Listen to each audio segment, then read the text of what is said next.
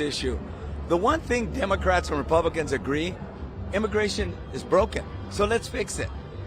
Not by ripping kids from their parents, not by allowing ICE agents covered from head to toe like the Ku Klux Klan come into our cities with military-style deportations. Let's fix the broken system. And I think the vast majority of people believe if you're a violent criminal, you should go. If you're a hardworking immigrant that's contributing to the economy, paying taxes like the vast majority of them do, let's fix it. Let's get it done. Because if you remember, the Bay Area Institute and UC Merced studied the issue of the undocumented. If we got rid of all of them in this state, it would be a $274 billion to the California economy. That's what it would be. So there's a human right issue, a democracy issue, and also an economic issue. And there's been no response to the protest from President Donald Trump, but a spokesperson from the White House says this is a therapy for Trump derangement syndrome. Now, what is your response to that? Ridiculous. You know, the things that come out of his spokesperson's mouth are almost as bad as the things that come out of his mouth. At the end of the day, look, he's duly elected, but when you get elected, you have to represent everybody. You said what's different now from back then? When I was elected, I understood I have to represent you who might have supported me and him who might not have. You know, at the end of the day, we need presidents, we need leaders who unite us, not scream at us, not call us names like he does. Anything you want to tell the protesters who are coming out here? No, I'm just that my daughter's here and I want to give her a big hug. Okay, you go ahead. Antonio Villaraigosa, the 41st mayor of Los Angeles, gubernatorial candidate. You heard him talking about his time in office here as the city's mayor, Marla. So yeah, is he scheduled to speak on the stage today, Mario? I don't believe he's speaking on the stage this morning or this afternoon, I should say. You're not speaking, are you? No. Okay. I spoke at the last one. And basta, yeah, stop ICE. Is he gone? Is he still He's here, there? Marla. If you want any more questions. Well, I'm just curious. I mean, unfortunately, a lot of these, well, I shouldn't say that, but we have seen, hence why we see the barricades put up to stop protesters from going on the 101 freeway there. And then also we have local businesses that are, as a precaution, they are closing early because they get vandalized. Mayor Bass out with a statement saying peaceful protest is our constitutional right when people come together to make their voices heard. That is democracy in action. Please stay safe and look out for one another. What's his word? I know I've talked too much already, but what's his word to protesters who end up becoming violent and destroying local businesses? Well, you know, that's a good point because the LAPD has pre-deployed officers out here. Mayor Karen Bass has stressed, this is a peaceful demonstration, a peaceful day of action. So she's been urging people not to get out of hand, agitators not to take, this into a different direction. And as he's been talking, he's been being pulled from different people and different groups here because they want to get a word in. But let me mention that we have seen a police presence out here, and from previous protests that we've covered, things do get out of hand. Typically, when these crowds get much larger, when the sun goes down, when police start to come out, and we see these patterns of behavior that escalate things. So it's definitely a concern. And I'll grab him here in a second. Here we go. So quickly, what's your message to people coming out about maybe violence taking over the protest, things like that? I mean, we want this to be peaceful. Look, I came out of the civil rights movement. The civil rights movement was predicated on the notion of appealing to the hearts and minds of people that maybe didn't agree with you. And the way we appealed is that we marched peacefully, that it was a non-violent movement. We need to build a non-violent movement in support and in defense of our democratic rights and in support of our democracy. Violence has no place in that world. So I'm praying and hoping that this will be peaceful. And almost all of them have. It's usually a small group of people. And those people need to stop messing it up for the rest of us. Thank you. Thank you for your time. Appreciate it. Yeah, Mario, you have quite the pull for the former mayor, to come right up to you for that live interview here on the Fox Local stream. Yeah, we knew he was going to be here, so we were talking to his people, and we wanted to get his word. There are also, we should mention, a lot of political candidates out here who know that there are going to be big crowds and know that some of these issues are close to people's hearts who will be at these rallies all over Southern California. So I think some of them are thinking, many of them are thinking, let's be out there with the crowds, let's give out our flyers, our information, let them know that we're running for this position or that position across Southern California or the state, because they know a lot of eyes will be out here in downtown, one of the largest protests that are planned here today for No King's Day protests. Okay, so I'm checking the time for you. It's 2:06. This was officially set to get underway at 2 o'clock this afternoon, so we're officially 6 minutes into it.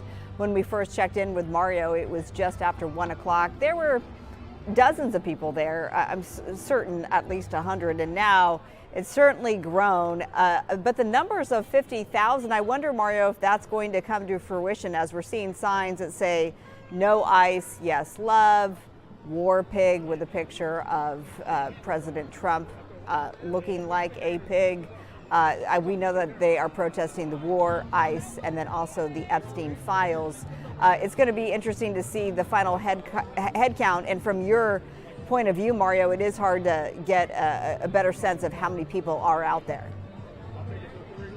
Yeah, easily hundreds. We can definitely tell you that. And I know we have Stu Mundell up in Skyfox, so that's going to be a great vantage point throughout as we're watching these protests and these demonstrations unfold to get a bird's eye view of exactly how this plays out. But we've got multiple street closures here around City Hall, and what you're seeing is just one side of it. So the entire Grand Park is now full of people. It looks like it's shoulder to shoulder, where earlier when we first talked to you around 1 o'clock, there was a lot of space in the green here around Grand Park. So now people have kind of flooded the area.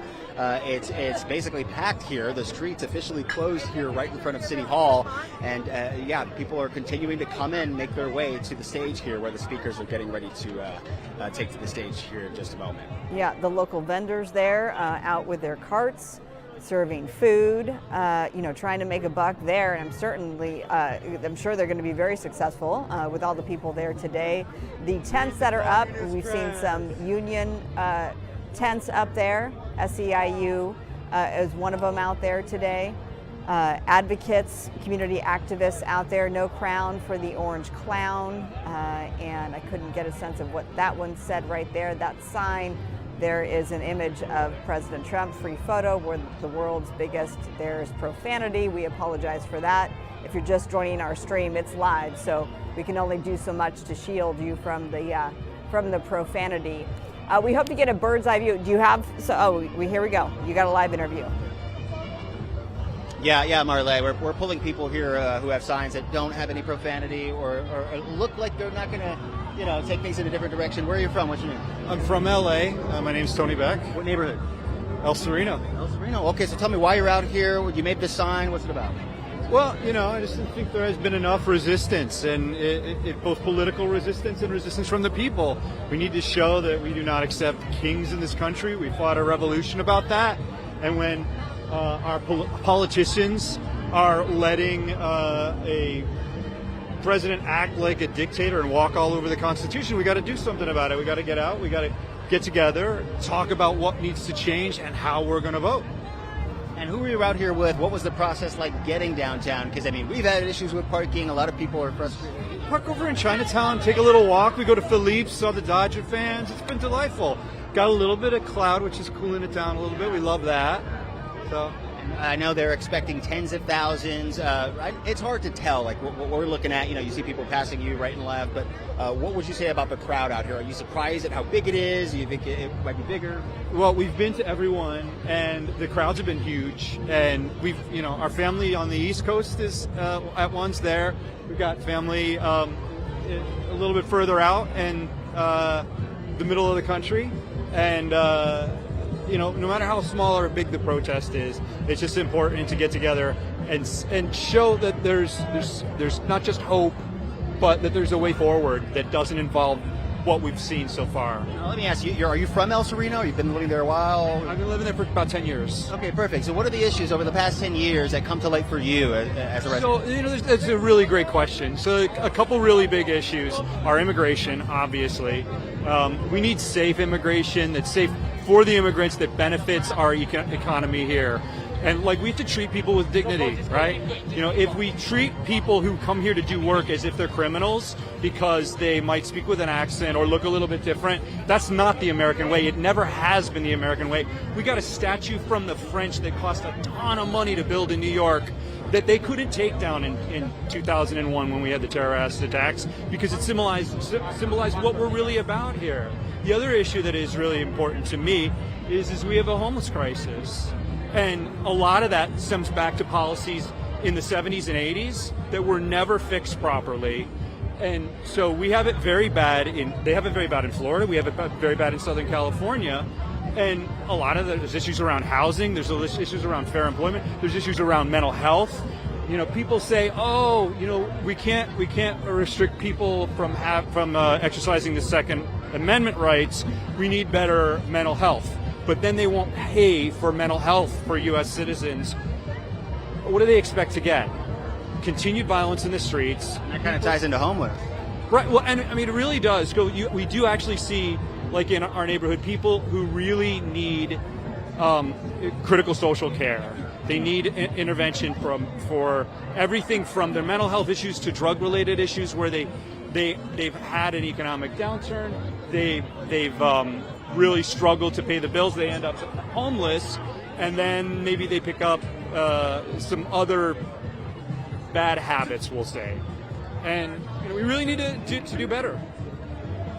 All right, thanks for talking to us. Appreciate you being out here. Stay cool. I know we're getting some relief, so thank you. Yeah, take care. So Marla, as you've heard, this isn't just one issue that's brought people out here.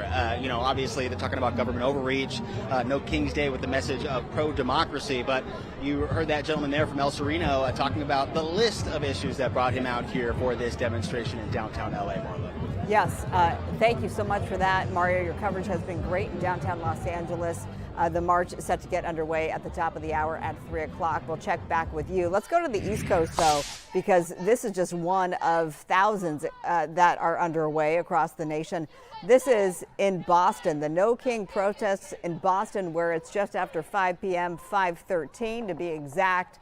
The sun, of course, still up, set to set very soon. You're seeing the signs there about Trump's war on Iran. That's one of the reasons why they're out there. End this regime now. Now you've pissed off grandma. That's a direct quote from a sign I just saw as they are walking down. They started at the Boston Commons and they are now marching. Thousands out there. I saw overhead shots earlier today, and absolutely you could say thousands of people were attending the No Kings protest in Boston. All right, as mentioned, there are more than 3,000 of these marches underway and protests across the country. We've got you covered here on the Fox Local Stream. We're going to take a quick break, and our coverage will continue in 2 minutes. Stay with us.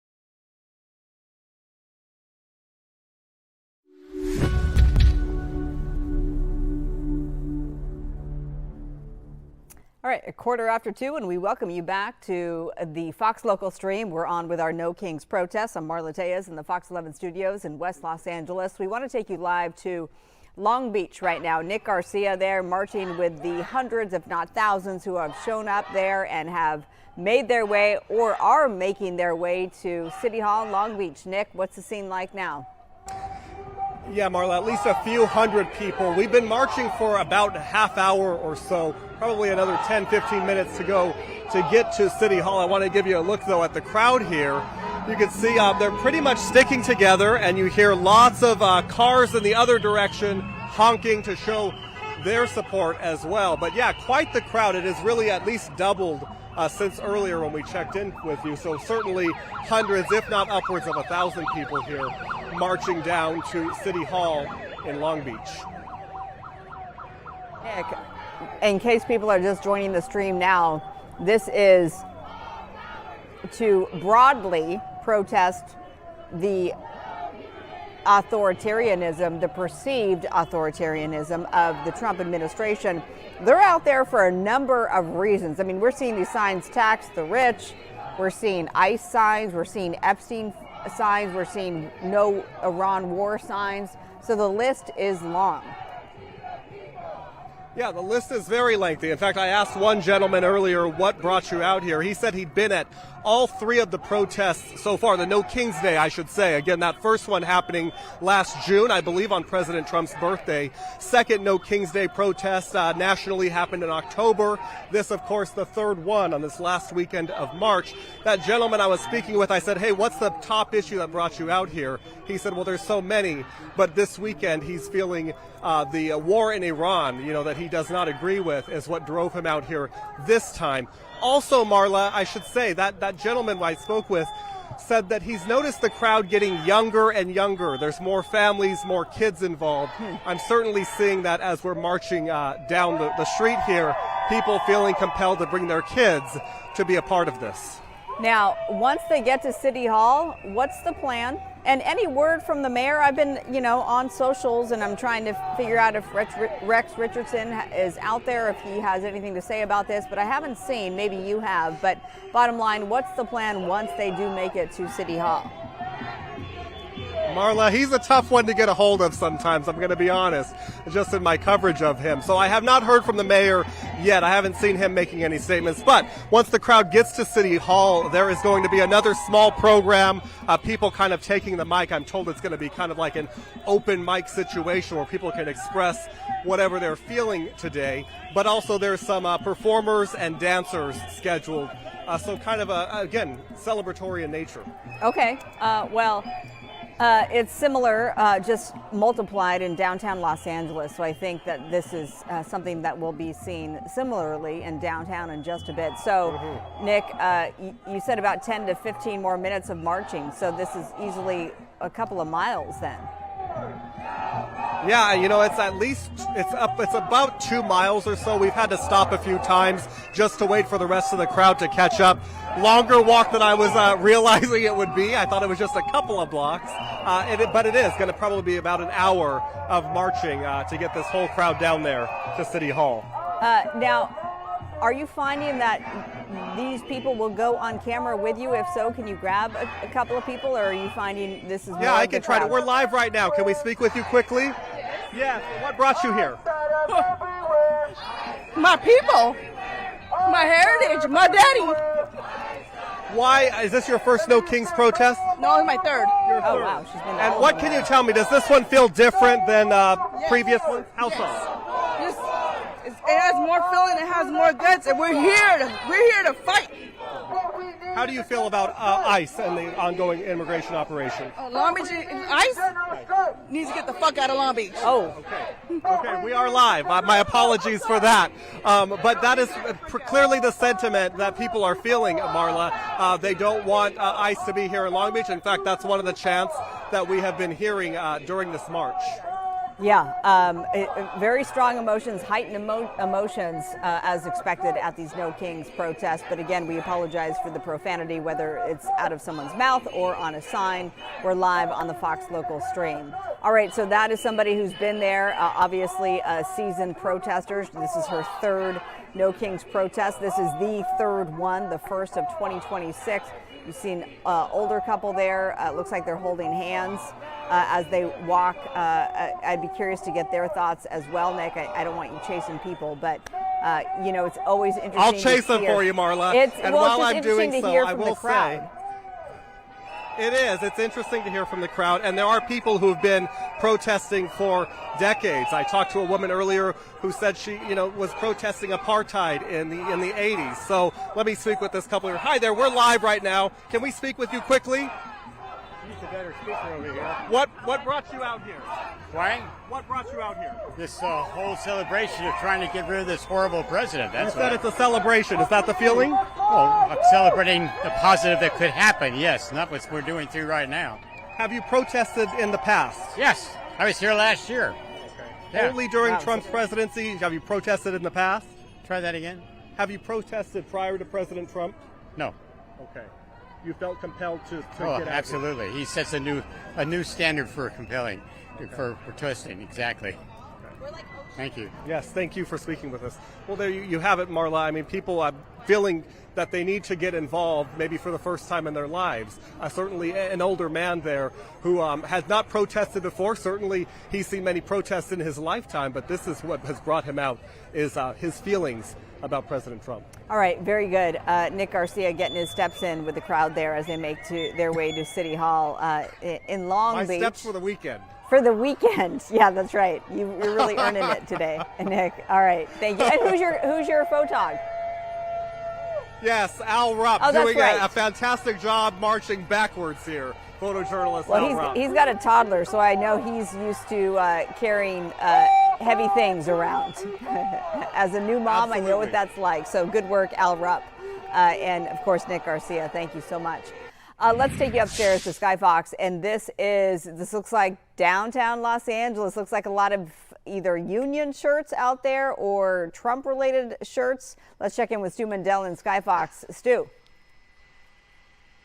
Hey, good afternoon, Marla. Yeah, no, I don't think these are going to be Trump-related shirts, but definitely union indeed. This is the group that is just joining this very large group out here in that's going to be Grand Park, right across the street from the steps of the City Hall, downtown Los Angeles. We've been watching, we've been looking, a lot of pageantry down there, a lot of things going on, but it's all very, very peaceful. We're going to start with City Hall and the large groups, and I understand we can't hear them, and you got to understand that too. But we do know where those trucks are, and we also know that they are doing a lot of speaking out there. Every now and then you'll see some clapping and some activity, but that's going to be right there on Spring Street, right at the City Hall. As we go across the way, and you've got the green area, you've got a lot of activity going on. I was talking with my pilot just moments ago, and Marla, maybe you know who these women are, but they are amazing. We've seen them at a couple of other protests out here. Wow. The pageantry, what they're doing, it is definitely eye-catching. Every time I see this group of women out here, you can also see that they are getting a lot of attention. This group is eye-catching, and it definitely, every one of those dresses and outfits, they have a statement if you really spend the time to look and understand what they're saying. Yeah. But again, they are out here in that crowd as well. And then we also have the effigy, the Trump baby. There's this is a crowd favorite for this crowd for sure. Every No Kings Parade, this thing is out there, and they've got it going on. They've got it full of helium, and it's up high, and they are definitely keeping an eye on that. Don't want to let go of that thing. But then again, you've got just a lot of these protesters just arriving out here. But we've been talking about how the kickoff point, what time was it again? So we've got to be getting closer to that. And you can definitely see these red shirts. This is the newest arrival. And are they making union their way shirts? into the crowd very slowly. Pardon me? Are they union shirts? I believe these are definitely going to be union shirts. We'll get in a little bit closer. That's about as close as we can get, but maybe you can read them better than us. Oh, yes. But Fight this for is definitely schools. Fight for our schools. Our executive producer with definitely. the winning answer. She says usually these are the teachers' union shirts. The red signifies that. Yep. So, Joya, earning your keep today, as always. Thank you for that. So, yes, a lot of the educators out there today as well. This started, to answer your question, Stu, at 2, but the march is going to go down Spring Street That officially starts at Right. 3 o'clock, and it's just about a mile and a half. So yeah, this is basically the general direction where the majority of the crowd is going, and also a majority of the crowd is right now. Usually we see those that truck that you see in the center that usually leads the way. So maybe they're just kind of waiting right now. A lot of speeches, and like I said when we got here earlier, we were doing orbits, trying to save fuel because Skybox, we want to be here for all the events, but we've actually watched them as they've started cheering. You can definitely see people with their microphones and talking to the crowds. So a lot going on in downtown Los Angeles. By far, this is the biggest of the organizations that organized crowds that we've seen this afternoon.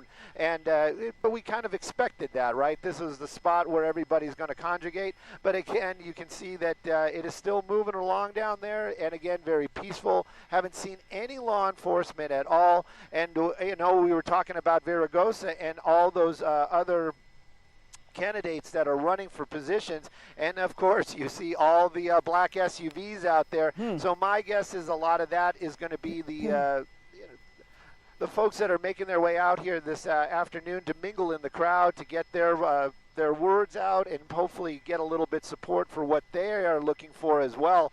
But again, this is all happening downtown Los Angeles, and it seems very, very peaceful right now. And probably going to stay like that for the most part. But again, like you said, the march has yet to start. Right. And when it does, we'll keep an eye on it. Marla? Okay, very good. So just for a quick wrap up here, this is in downtown Los Angeles, some 50,000 expected. Among those expected to speak, actress Jodie Sweetin. You're, I'm sure, familiar with her and her work on Full House. Becky Pringle, she's the president of the National Education Association. We just saw all those red shirts associated with the teachers union there, seeing the signs of ICE out. This officially started at 2. The march happens at 3. It's about a mile and a half march down Spring Street to Stu's Point. The largest demonstration expected in all of Southern California is here. Let's take you across town, though, and show you some of the smaller No Kings protests that we've seen today. Beginning in Studio City, we have some pictures from the Studio City turnout there to voice their anti-Trump message. This happened on, one more time, Anaya. Okay, this is the corner that's Anaya's, our producer here today. Laurel Canyon and Ventura Boulevard. Let's see if I can do two things at once, folks. Getting the information in my ear and then relaying that as well. So this is a scene about 90 minutes ago in Studio City. Then we're going to take you to Pasadena.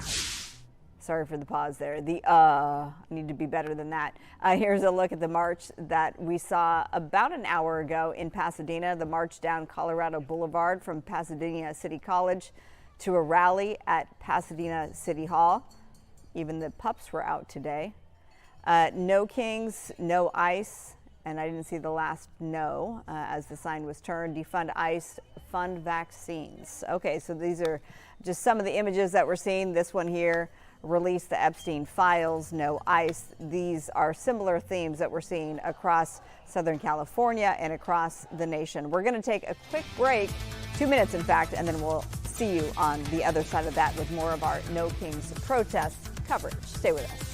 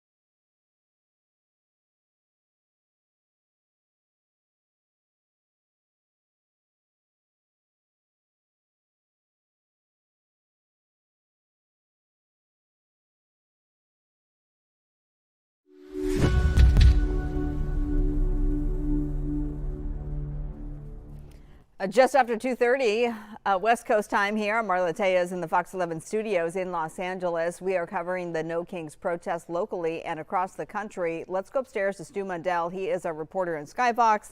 This is over downtown Los Angeles, a live look where you can see thousands of people have amassed. This was expected, some 50,000 expected.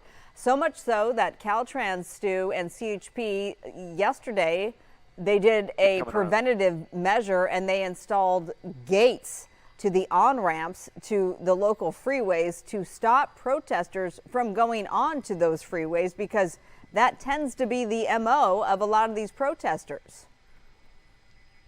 That's right, Marla. And you know what? We did take a look at them. And once it was mentioned, we did notice that there's a lot of California Highway Patrol just along, like, Aliso and on the other side of the 101 freeway out here. This is probably the most of the law enforcement that we have seen at any of these protests is going to be the California Highway Patrol protecting that 101 freeway. You can see a couple of the cars right there, and that's one of those gates, one of them that you've been talking about that they just installed. Now, how they close, I would venture to say that post right there, and then there's a locking mechanism. Is it going to help? Is it going to deter the protesters? I hope it does. And also in that same breath, I'm hoping we just don't even find out. But right now, though, those crowds are actually still over by City Hall. Usually we start seeing that type of activity long after the official protest has come to an end and the sun goes down and the other elements of these protests kind of just linger in the area. You got some barricades out here as well. I did hear Mario talking about this earlier on, talking about how they have a lot of off-ramps in the downtown area closed because of the protests. You know, and again, this is all in the name of safety. They don't want to see anybody get hurt. It's not just to keep the freeway moving. It's basically out of safety. They don't want to see a vehicle strike a pedestrian, and they just don't want to see anybody get hurt. So that's the big reason why they're doing all of this. But again, California Highway Patrol definitely poised and ready for anything this afternoon and probably into the evening as well. As far as that actual protest goes, you can see how close they are to the freeway. They're right there. But when they talk about that march, they're talking about how they're going to be going south on Spring Street. So that's going to make their way away from the 101. But we've seen enough of these protests in the downtown Los Angeles area that the majority, the folks that we see right now, mostly in this shot, they're not the ones that are going to make their way onto the freeways and create all the havoc. That all kind of happens after the official, this portion is over. And then the sun kind of goes down, and then there's that lingering people that kind of just stay out here that kind of want to protest in their own way, get their words out, and that's when we see a lot of that havoc. Right now, though, very peaceful in the downtown area. Marla? Yeah, you make a good point that it's usually sort of the aftermath when the protests and the sun is about to set or has set that things get a little more unruly. Let's hope that that is not the case. So the crowd has grown substantially in downtown Los Angeles. Skyfox, thank you, Stu, for these pictures. And also of note, Stu, I'm just curious because a lot of people like to tailgate ahead of time. Yep. There's a Dodgers game at 6:10. So traffic in downtown LA is going to be, or through it, if you will, is going to be a mess later on. I mean, it's never all that great, to be honest, as we're now panning over. Look at that. Ask and you shall receive. There's Chavez Ravine Dodger Stadium.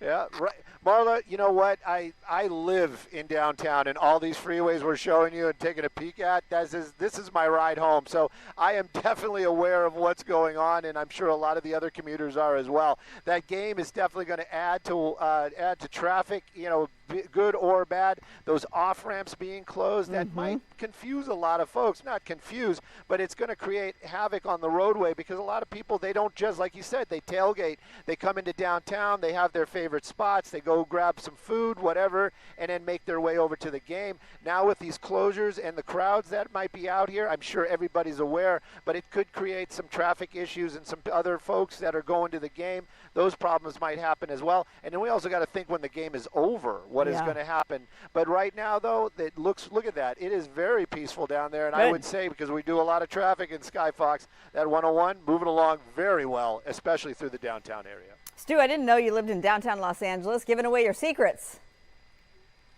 Oh, it's not much of a secret, but I love the downtown.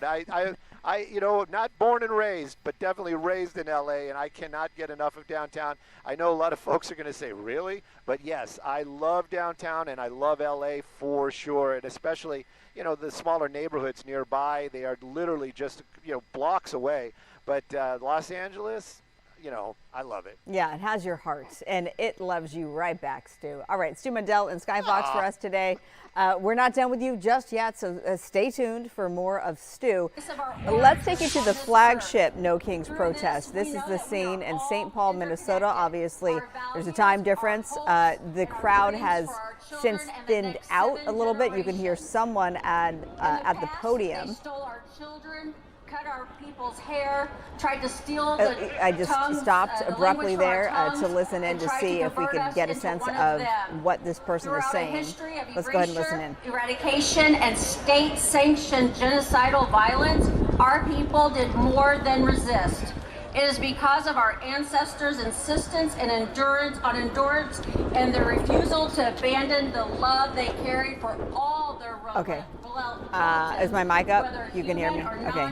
Mic check 1, 2, 3, 4. Good. Okay, so this is St. Paul, Minnesota. This is the flagship No Kings protest. It was expected to draw 100,000 people at its peak earlier today. Don't have official numbers yet, but there was quite the sizable crowd. We heard speakers like Governor Tim Walz, Jane Fonda was out there, Senator Bernie Sanders was out there, Bruce Springsteen, he was out there. Why is this the flagship location? Because Alex Preddy and Renee Good, two protesters that were killed by ICE officers in Minneapolis in January of this year. And so this was a noted location. Obviously, as mentioned, things have certainly died down, if you will. We'll keep a watch there. And our coverage of the No Kings protest continue on the Fox Local stream. In 2 minutes, we'll be right back.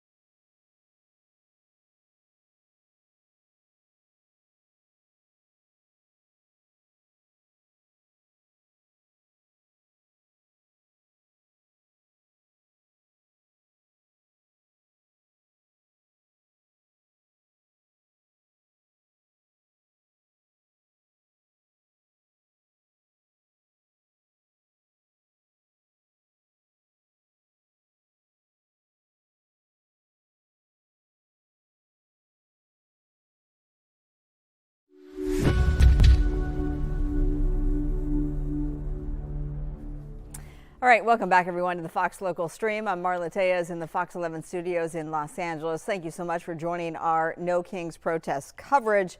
We want to take you to downtown Los Angeles. This is the site of the largest No Kings protest scheduled today. Some 50,000 expected. We have Fox 11's Mario Ramirez out there among the crowd with more. And from the bird's eye view, Mario, it certainly looks like thousands have shown up.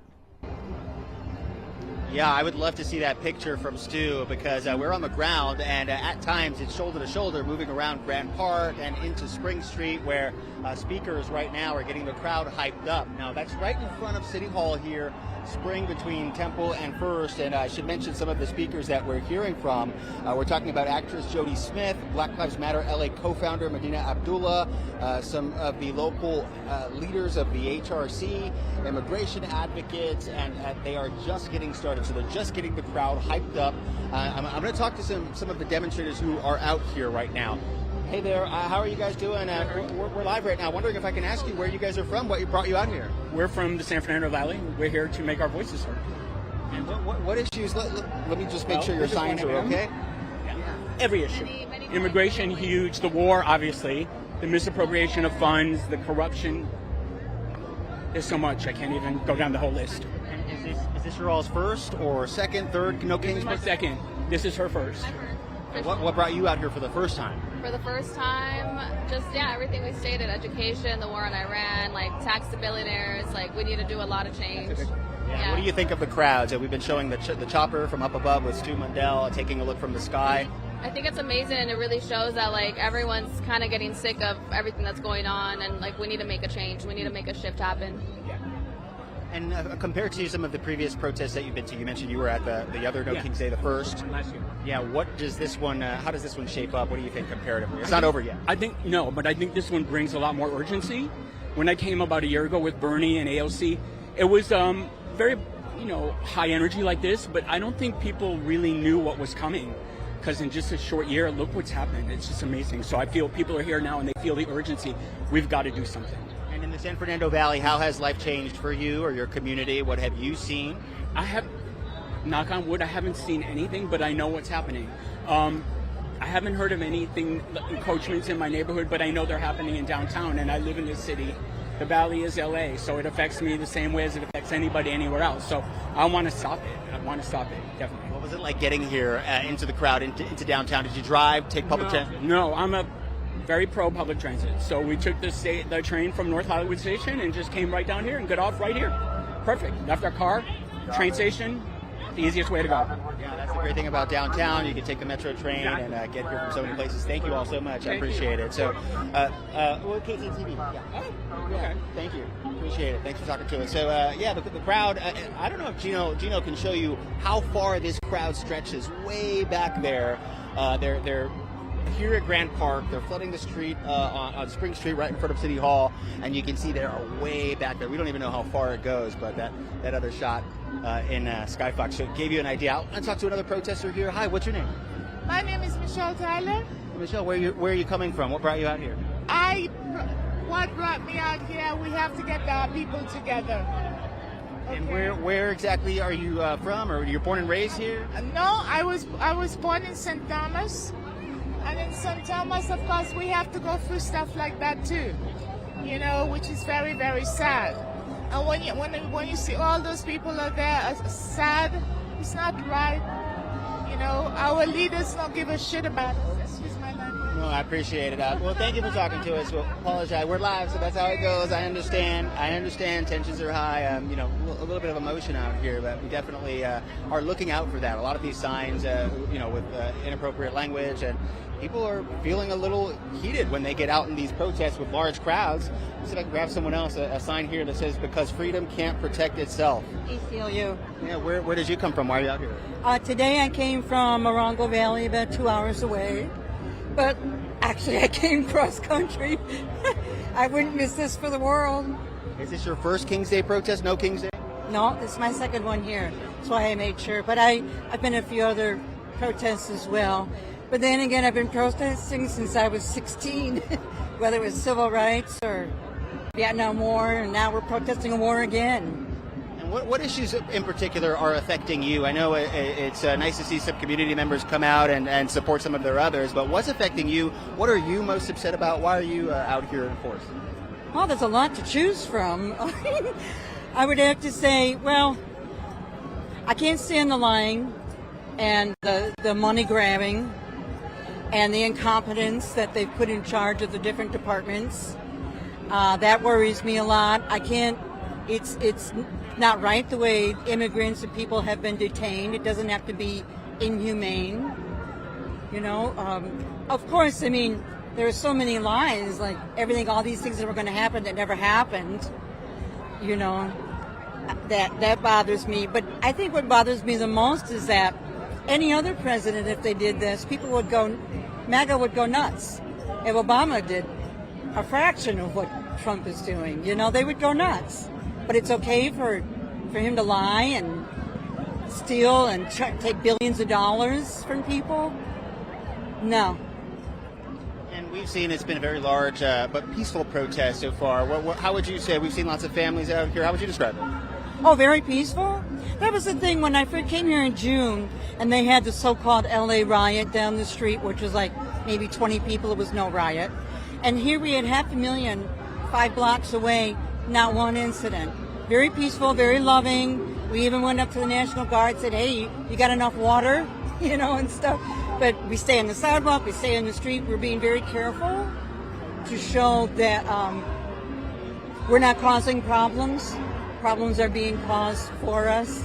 Correct me if I'm wrong. Did I hear you say National Guard? You saw National Guard posted throughout downtown? Is that In the June one, yes. Oh, in the June one. And the military had just come out.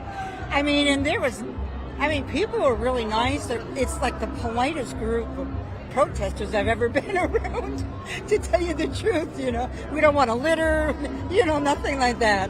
It's very much a loving protest, to tell you the truth. Love for each other, love for the country. Thanks for talking to us. Stay cool. Who am I talking to? We're with KTTV. Yes. Thank you so much. So much for being here. Thank you. Thank you so much. Stay cool. You heard her, Marla, say that the last time she was here at this No King's Day protest, there were National Guard troops that had been stationed here through the downtown area. None of that today. Local law enforcement, of course, beefing up their resources. But it is so far, as you heard her say, a very peaceful, large demonstration here, Marla. Mario, it's 2:49, about 10 minutes away until the top of the hour, which means that's when the expected march down Spring Street, about a 1.5 mile march, is expected to start. Question for you, where does the march end up?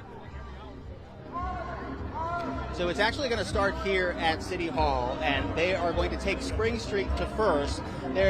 What I've been told by the organizers is this could split up into multiple directions because so many people on one street may cause somewhat of an issue. So what they will do is walk around City Hall. They may take up several different streets, but they will end up here back at City Hall, right here at this location at 4 o'clock, and then the last hour from 4 to 5, maybe 5:30, they'll have some more festivities out here, maybe some live music and demonstrations, is what organizers are telling me. Got it. Okay, well, we appreciate that, and we appreciate the work of Gino Arias behind the camera. Great reporting, the two of you. We will check back with you soon. In the meantime, let's check in with Fox 11's Nick Garcia. He's in, you know what? Pardon me. I'm mistaken. This is Stu Mandel's picture. Sky Fox over the scene in Whittier. Stu, what are we looking at? Obviously more protesters, but how does this one stack up to the others? You know what? This is going to be kind of between the Long Beach and downtown Los Angeles. We're in the beautiful city of Whittier. This is going to be the corner of Painter and Whittier Boulevard. Much more of a PG crowd, as I can say, because I've seen a couple of profanities out there, but nowhere near that we've been seeing at either of the other locations. A very peaceful crowd for sure. You can see them lining the road out here. They're on this side and the other side of the road as well. And the numbers might be a little bit more difficult to really kind of count because they spread themselves out along this mall out here. When we first arrived, the portion that I'm showing you right there, this was actually filled with folks as well. They were on the move, and I'm not sure where they all went. Maybe they were all kind of just grabbing a break right now. But most of these folks standing in the shade. You've got a lot of the drivers slowing down. We haven't seen any kind of confrontation at all. Zero on the police activity. And as far as peaceful, definitely a peaceful protest. Everybody's on the sidewalk. Nobody's cutting off any of the cars, waiting for the lights. You can see these groups out there, except for those guys walking through taking their chances right there on a don't walk. But for the most part, very peaceful out here. much like the other one in Long Beach and downtown. I mean, we haven't seen any problems in downtown either right now. That is definitely going to be the biggest one, but basically I'm waiting for that after 5 crowd to kind of show up and see what happens. Right now, though, the one where we're looking here in Whittier looks fantastic. And large crowds, very peaceful, a lot of interesting signs. And again, this is just part of the No Kings protest, this one happening in the Whittier area. Very good, Stu. We appreciate you so much. As we're zooming in, we're seeing some of the American flags flying there, lined up along the sidewalk. This is just one of more than 3,000 such protests across the country today, more than 300 in the state of California.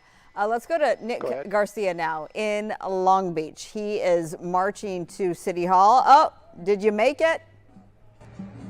We made it, Marla. We made it to City Hall maybe 10 minutes ago or so. I've got to say, though, a lot of the crowd did not make it all the way down here. It's down to maybe a few dozen compared to the hundreds that were out here marching. But I noticed a few blocks ago some people fell off the group here. It is a musical program, like I mentioned, would be happening here. So this has been happening for the last few minutes. I want to bring in Long Beach resident Terry, though. Terry, what brought you out here today? Well, it really wasn't on my bingo card. However, I was meeting a friend down here on Ocean. And next thing I know, I was swept up and given a sign, and I said, oh, No Kings, that's right. So I was here, and I'm just passionate about Long Beach. I grew up in the days where we used to have smog days in elementary school, and we had, nuclear war drills and going under the table. And those weren't as frightening as the times that we're living in now. And it just feels so surreal. And I just felt I just wanted to support, our community. And I want people to feel free. I want everybody to be able to live and let live. So, Terry, your plan was not to be part of the protest today. No, I was not. What did you have planned? Oh, to meet up with a friend, go have lunch, and just kind of have a nice time down by the beach. And so when I saw the protest, I was like, oh my gosh. She said, yeah, I forgot. And so, but we both just jumped right in. So instead of just going home or going somewhere else, you decided to jump in. Absolutely. The energy, the passion, and like you said, there were so many more people. There were thousands of people up and down. It seemed like thousands, but there were so many people that I said, there's no way I can just get in the car and go home. I just thought I had to do my part. What would you say is your top concern with the Trump administration right now? I think taking away of rights, and that across the board. And it seems like an economic divestment of, just average communities. And everyone is feeling the pinch. So many family members, friends, everyone knows someone who's lost a job. And it's just too much, I think, for a community to bear. I think we're holding up well for the time being, but I'm very concerned, very concerned. Concerned enough to put off those lunch plans and join the protests here in Long Beach. Of course, a lot of people did plan on being here, hundreds to upwards of 1,000, like we said, and you saw them marching with us down here to City Hall. Quite a smaller crowd, though, Marla, as you can see. Things really are dying down around 3:30, like they indicated. Yeah, so when you say that the crowd became more sparse, is it simply because they just gave up on the walk, or this was all sort of in their plans? What happened? Because there were so many more people. It was quite the walk, Marla. What? It was quite the walk. Maybe they just didn't do their stretches enough before they hit the road here, or didn't realize how long it was going to be. That's true. But certainly, like I said, it was a family crowd, so I think maybe they did a little bit of the walking. The ones who wanted to kind of show their kids what they believed is what they wanted to do in this moment and be part of a demonstration, and then go on their day and maybe go and have lunch or hit the mall down the road here. All right, very good, Nick Garcia and Al Rupp behind the camera. We appreciate the two of you. We'll check back as necessary. Our coverage will continue. We're going to take a quick break as we approach the 3 o'clock hour. We've been on since 1 o'clock on the Fox Local stream. Don't go anywhere. We will continue our coverage. Stay with us.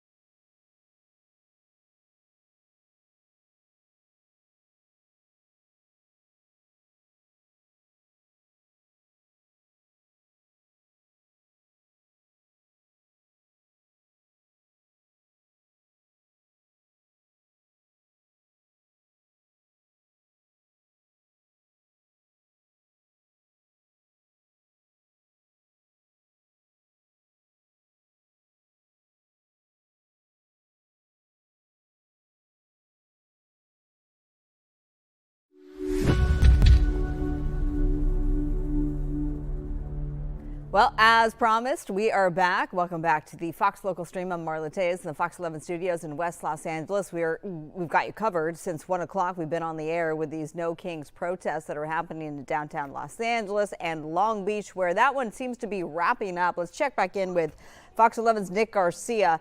This started at noon. You've been out there for hours. There were several hundred people, and now we're down to maybe a couple dozen.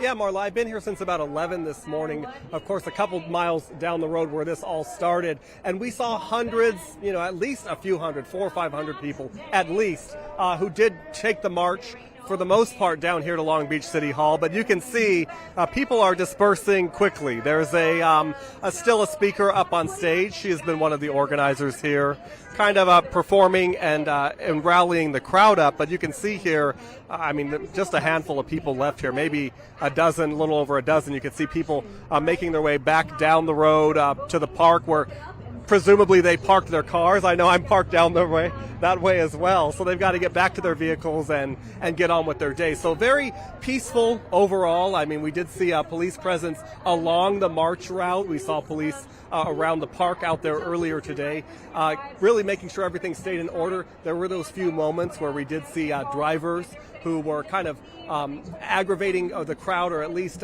expressing different views, supporters of President Trump, yelling and kind of honking and getting into small altercations with the protesters here. But other than that, nothing really broke out and got violent. That's what we want to hear. That's what we want to be able to report. I know in downtown LA right now it's still peaceful, thank goodness. After all, these are dubbed as non-violent protests. We should make that very clear. In downtown Los Angeles, some of those small businesses there, they either said that they were boarding up or they were going to close early as a precaution. Did you see any of that in Long Beach? We really didn't see that as far as any of the shops. I will say, though, just about a block back that way is where you get down towards like the Promenade Mall here in Long Beach. And there was a line of officers lining the street there just to make sure that nobody went into the mall and became some kind of issue down there. So there was that kind of preparatory angle there for the police department, at least getting ready for what could have happened, but the marchers didn't even cross into that side, but there was that precaution. All right, very good. Well, Nick Garcia, job well done. You and Al behind the camera, we appreciate you. Glad that everything remained peaceful there in Long Beach. Now, this is the No Kings website. This shows all of those dots. Those are locations where protests were planned across the country. Overall, more than 3,100 planned. We're now zooming on over to California. According to everything that we read and from this website, more than 320 protests in the Golden State, in Los Angeles, the greater Los Angeles area, more than 100 alone. The list is on our website if you want to take a look. Many of them started at 10 o'clock this morning. Downtown LA's scheduled to start at 2. It has started. You see the Bay Area there sprinkled with a whole bunch of protests. We heard from a Bay Area person who was in downtown Los Angeles. Mario Ramirez asked him, "Why are you here if you're from Oakland? Why did you come to this one?" He said, "Well, I did attend one already, but I'm here to visit my daughter who lives in Los Angeles." So he sort of, in his world and view, got the best of both worlds, attending both North and South protests. We come along down the coast, Santa Barbara, obviously, and now it looks like we're in the, the Los Angeles area and down into, of course, San Diego. These No Kings protests are planned. Let's go upstairs to Stu Mandel in Skyfox with this look over. Is this downtown Los Angeles again? Marla, we made our way back to downtown because we understand that the actual march is going to get started here in just a few moments. It actually should have started already, but you can see they are still there organizing on Spring Street, right at the steps of City Hall. Now, the crowd basically has moved from all the park areas, not all of them, but a good portion of them have moved over towards Spring Street. We know that they are going to make their way southbound on Spring Street once this starts moving. There is a little bit of movement towards towards the south right there, but not a lot. So maybe some of these folks are trying to get ahead of the crowd. Not really sure. I can tell you all those red shirts that we saw earlier on making their way into the crowd, now up on the stairs out there, and they are definitely part of that Teachers Association. They have their separate signs, but it's all for the same cause. It's the No Kings rally, and you can see a lot of the other folks out there as well. We do see different groups, so we're pointing that out. You got a lot of those purple and purple umbrellas. I believe that's going to be definitely one of the unions out here. The actual truck itself that we're seeing where a lot of the speakers are also has that purple tinge to it, as it could be. So I'm not sure if they're all kind of together in the if this is a open mic type of situation, or if this is just for the union, what the union wants to get out onto the crowds. But right now, though, they are still doing their speeches. There's still a lot of activity out here.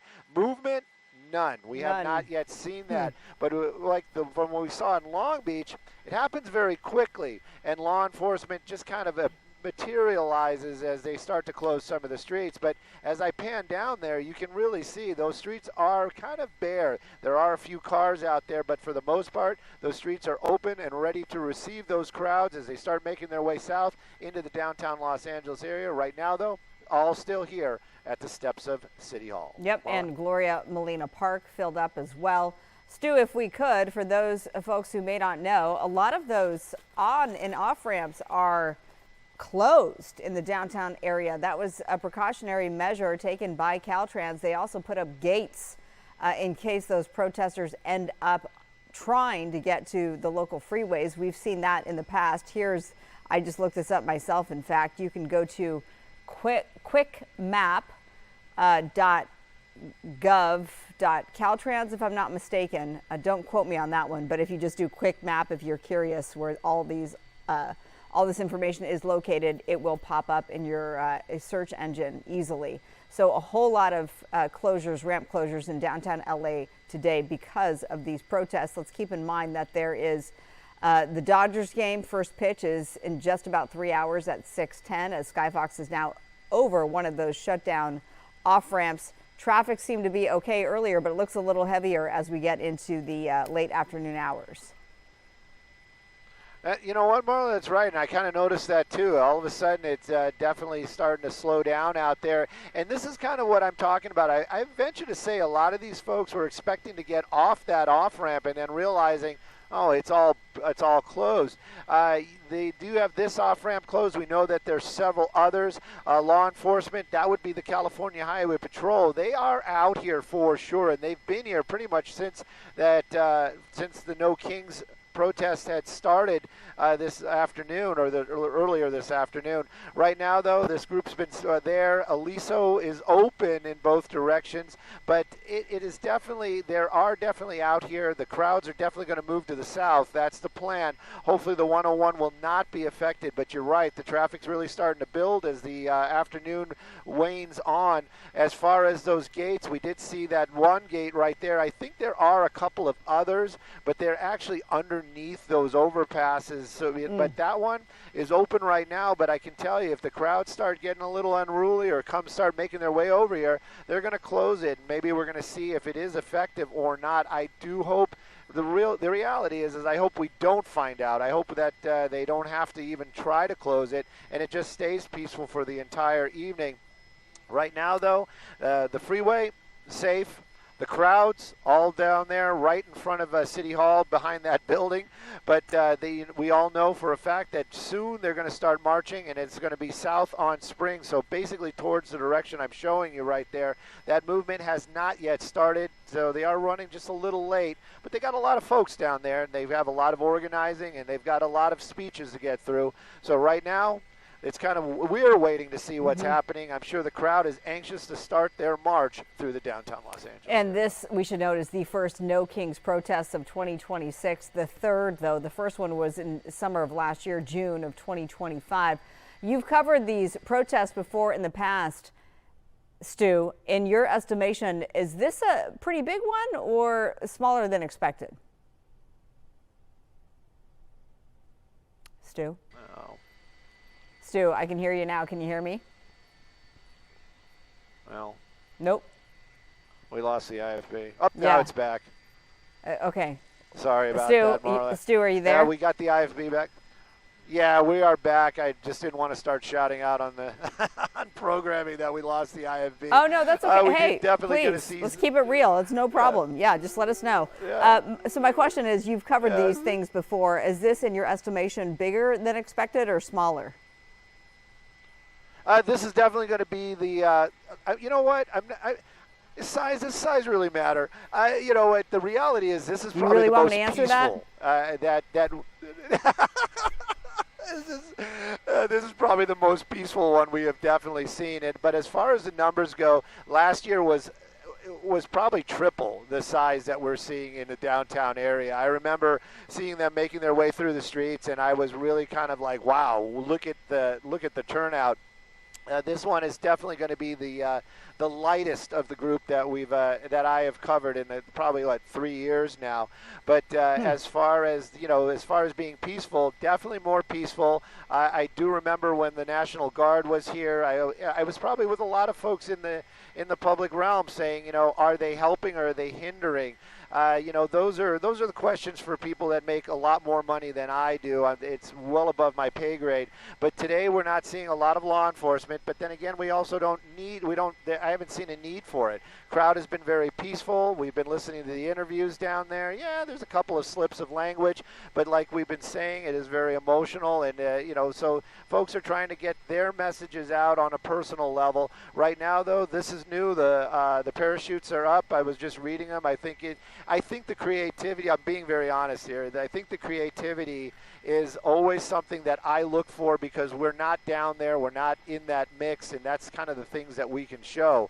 But as far as peaceful, definitely seems very peaceful down there. And again, we're waiting for them to start moving south on Spring to get through the downtown Los Angeles area. Yes. Okay. Yes. So May 1st, they're calling for a general strike. May 1st, known as May Day, more of a labor rights day. So that's what that refers to. Stop ICE, end the war, self-explanatory. There's many themes that we've seen today. The war, ICE, Epstein files. As we heard from one gentleman who came from the San Fernando Valley, he said the list is long as to why he's there. I've been checking Truth Social for reaction from President Trump. He has not said anything today. He has ignored the No Kings protests. One of the comments I saw, because we are out there on social media, is if there was really a king, there wouldn't be these protests allowed across the nation. And there have been more than 3,100 planned today. And so far, we are happy to be able to report that they have remained peaceful. Things get a little rowdier, to Stu's point, once the sun sets, once things sort of disperse and people go their own way. So let's hope that that's not the case. Let's go to the ground, though. Stu, thank you so much. Let's go to the ground. Let's check in with Fox 11's Mario Ramirez. He's in the thick of it. It's past 3 o'clock. 3 o'clock was supposed to mark the start of the march, sort of in a zigzagged way through downtown to get back to City Hall, about a 1.5 mile march. That hasn't started yet, though, Mario. No, Marla, what we've noticed is they were a little late with the speakers starting, maybe 30 to 40 minutes when they started, so around 2:40, and that means the march is likely going to be pushed back another 30 to 40 minutes. So as we wait for that to start, I want to show you around because we've made it from Grand Park over here to the other side of Spring Street, City Hall, and you can see the stage right there. They've been going through speakers, first getting people hyped up. We heard from the Human Rights Campaign leaders here in Los Angeles, Black Lives Matter co-founder Dr. Medina Abdullah, and other local leaders, advocates here who are continuing to get the crowd riled up. So I'm going to talk to this group here in just a second, but I want to have Gino Aria show you that inflatable right there in the middle of the street. We watched as they started bringing that up. You can see it depicts Trump with it's a rainbow garnish decoration around his neck and a diaper there. So we're seeing quite a few, not that big, but quite a few maybe balloons or little structures that people have made showing Trump. This group here is from Riverside, is that right? You have some from Arizona, your niece, your... LA County? Yeah. So tell me, what brought this group out here? Have you guys done this No Kings Day protest before? I have done the ICE protest. This is my first time for the No Kings protest. My husband has been here with my other nieces and nephews And then we did the protest in Riverside with my children. So, and that's where they were at. They went to the Riverside location to do the protest out there for the No Kings Day. And specifically, what brought you guys out here today? We want to show our support, and I know that showing big numbers is a good thing. We want to show Trump that we're not going to give up. We're going to fight. And we're not afraid of him or his people or anyone. So that's what we're here for. We're here to show him that. What do you think of the crowd so far? I mean, it's hard to tell from the ground, how many people are out here. When we first arrived, we got here at 2. It was a smaller crowd, but it's been growing. It's growing, and I see people going up and down, and they've been going out to the side, so it's been growing. And it's very peaceful so far, what we've noticed. You have high schoolers out here. Was that a concern, bringing young people out here? I believe so, because high schoolers, they're losing a lot, too, because this is their future. This is their future, and they have no say. They can't defend themselves, because they don't have a vote. We are their vote. And by showing them at a young age how strong their voice is, I think that's the best thing for them to come out and see. And this here, that's my niece from Arizona, and this is my niece from LA County. So let me talk to your niece from Arizona here. You're a high school student. Yes. What year?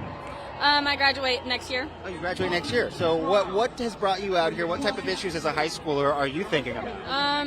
Honestly, a lot of cutting funding for my college. Also, I've seen it affect my friends and their family firsthand, and it hurts me, And what's your background? Are you background? Well, my mom is from Nicaragua, and my dad is Mexican, so I do come, immigrant families, and I have seen them, take some of my family, and it's sad and it hurts, and I don't like that, and I don't want anyone else to experience that. So if me being here is able to help that, then I'm gonna do it. You say some of your family members have been detained or deported? Detained, yeah. It was he wasn't actually an immigrant, but because he looked like when he got put in an ICE detention center over there, and look, yeah. Well, thanks for talking to us. Interesting to hear from a high school student, a young person, what they're thinking about. As we're hearing from people who have all kinds of issues that have come out here. Sir, are you in the same Riverside or Arizona? No, I joined up here, and that's all about unity out here. Everybody here is connected by the strength of their beliefs, and that things have to change. So you just met these people out here? Yes. Wow. There's a lot of that. There's a lot of a fraternity kind of going on. There's a community. That's the word I'm looking for. There's a definite sense of community out here. And we got 3,200 events going on across the nation. That is an extended community. And that's what we need to see in order for things to change. And they have to remain nonviolent. The people who say that this is a violent protest are only looking at what the outside instigators are doing.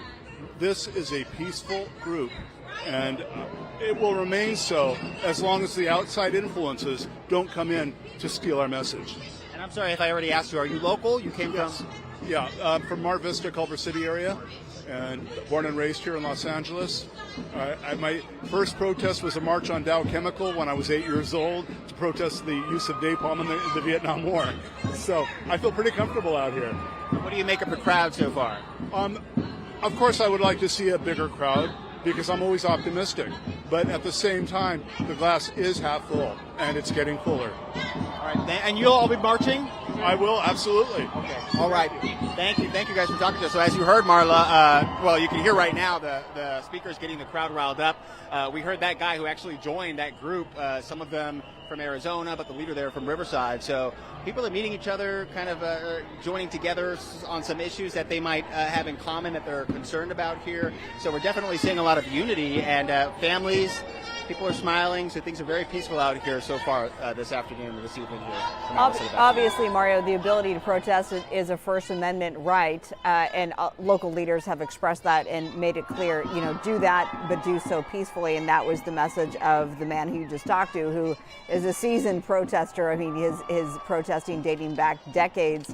My question to you is, have you found answers to what the ultimate end game is beyond today, right? So we've seen this is the third No Kings protest. What actionable results are they looking for? Because President Trump will still be the president come tomorrow. Yeah, well, it's interesting because some of the people that we're hearing from say they want to see policy change around deportations or immigration enforcement, especially here. We know that's been a hot button issue. We've seen these immigration enforcement raids play out across Southern California, and we've heard from city leaders say that it's impacting, the school system, families that are being pulled apart. So that's definitely at the top of people's minds here who are here locally. Talking about a few issues, but they would like to see policy change. They want to hold people accountable. They feel like a lot of our leaders are getting away with things that maybe they feel they shouldn't, and things are going too far, too fast is how they're putting it. So there is definitely frustration out here in several issues that we're hearing from. But the big thing is policy change. They want to see things change here in the state of California and across the country. Well, as you said, you pointed out that things got scheduled or started, I should say, about 30, 40 minutes behind. So the march was supposed to start officially at 3 o'clock. It's almost 3:20 now, so maybe in another 10, 20 minutes it will begin. Let me ask you, are you and Gino actually marching with folks then? Yeah, we're planning on it because we want to see exactly where this group heads, how that impacts, some of the perimeter that's been set up here around City Hall. And it's going to be a 1.5 mile route, about an hour of marching. So again, it's starting a little late. We'll start around 3:30 from what we're gathering here, 3:40, and it'll be an hour around City Hall. So we want to see where these crowds go, how it affects traffic, and the surrounding area where this is all happening right now. All right, well, just for your notes, traffic is getting a little thicker in downtown Los Angeles, especially. I think some people were taken off guard that the ramps there are shut down. Got to keep in mind, Mario and Gino, that the Dodgers game is happening, the third in the series against the Diamondbacks. Of course, the Dodgers hoping for a third win against the Diamondbacks. That first pitch is at 6:10 tonight, so that's going to add to the scene on the freeways in downtown Los Angeles. So here we are. If you're just joining our local stream here, the Fox local stream, this is the downtown Los Angeles No Kings protest. Expected there 50,000 people from basically everywhere across Southern California. And there's the infamous Donald Trump baby balloon. Forgive me if there's an official name. I've forgotten what it is, but nonetheless, we've seen this balloon out there before in such protests. So it will march as well, that 1.5 mile march that will start along Spring Street, head to First, and sort of wrap around City Hall. As mentioned, those off-ramps, on-ramps are closed to through traffic. This was a precautionary measure taken by CHP and Caltrans, just to make sure that the protesters don't end up on the freeways as we've seen in the past.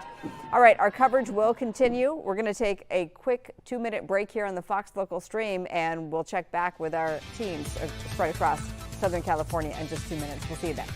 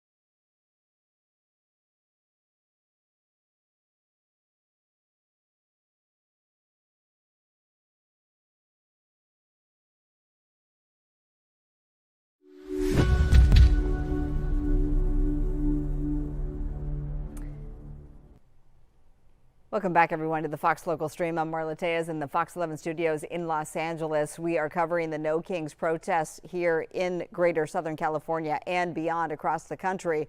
Back here at home, crowds formed in Santa Clarita a little earlier today, building energy before the major protest in downtown LA. Our Christine Devine, she was there and she sent us some of her interviews from that scene. Here in Santa Clarita, the protest was supposed to end about 30 minutes ago. People here are still on the street, and then many are going to board a bus and head down to the downtown LA protest in Santa Clarita. Love is way stronger than hate. I'm here today because we have a fascist running our country. I'm half Jewish. I read up on a lot of history. I don't want Holocausts. I don't want any more internment camps, any more concentration camps. I don't want people being killed in our street. I don't want secret police, and I don't want a king in America. I'm here to protest the policies and programs of the President of the United States. And I'm here to express, what I feel about what's going on.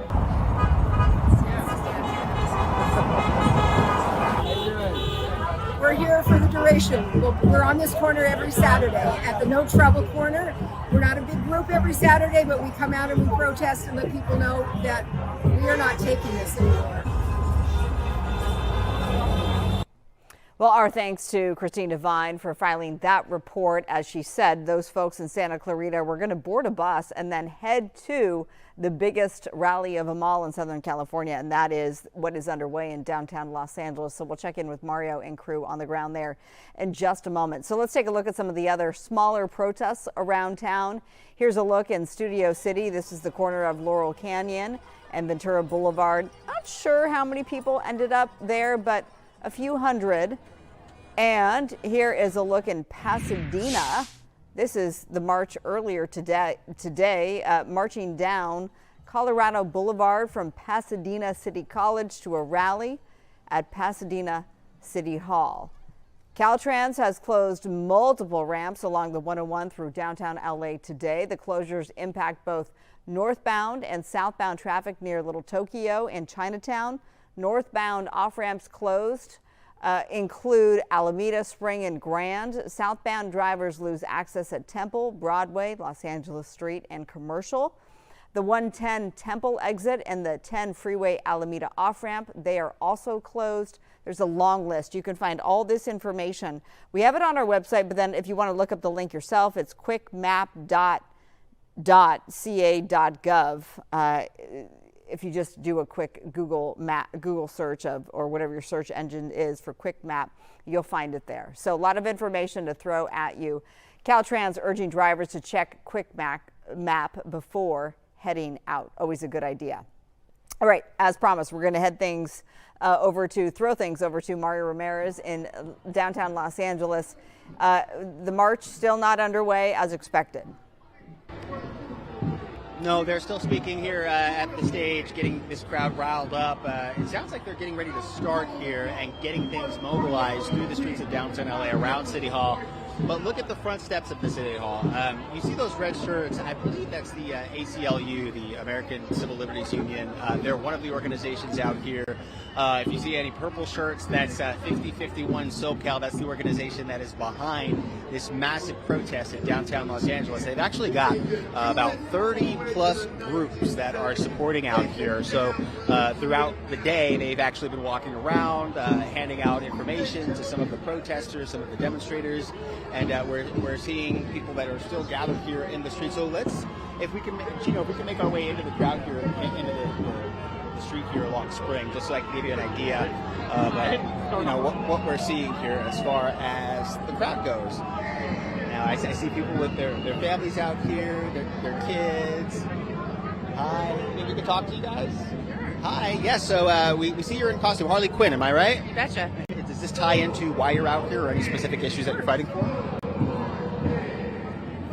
We forget about our kids and all this mess. We forget about the kids. What are we raising? What are we doing? They're being raised by internet trolls, jackasses. So let me ask, no foul language, please, because we're on air.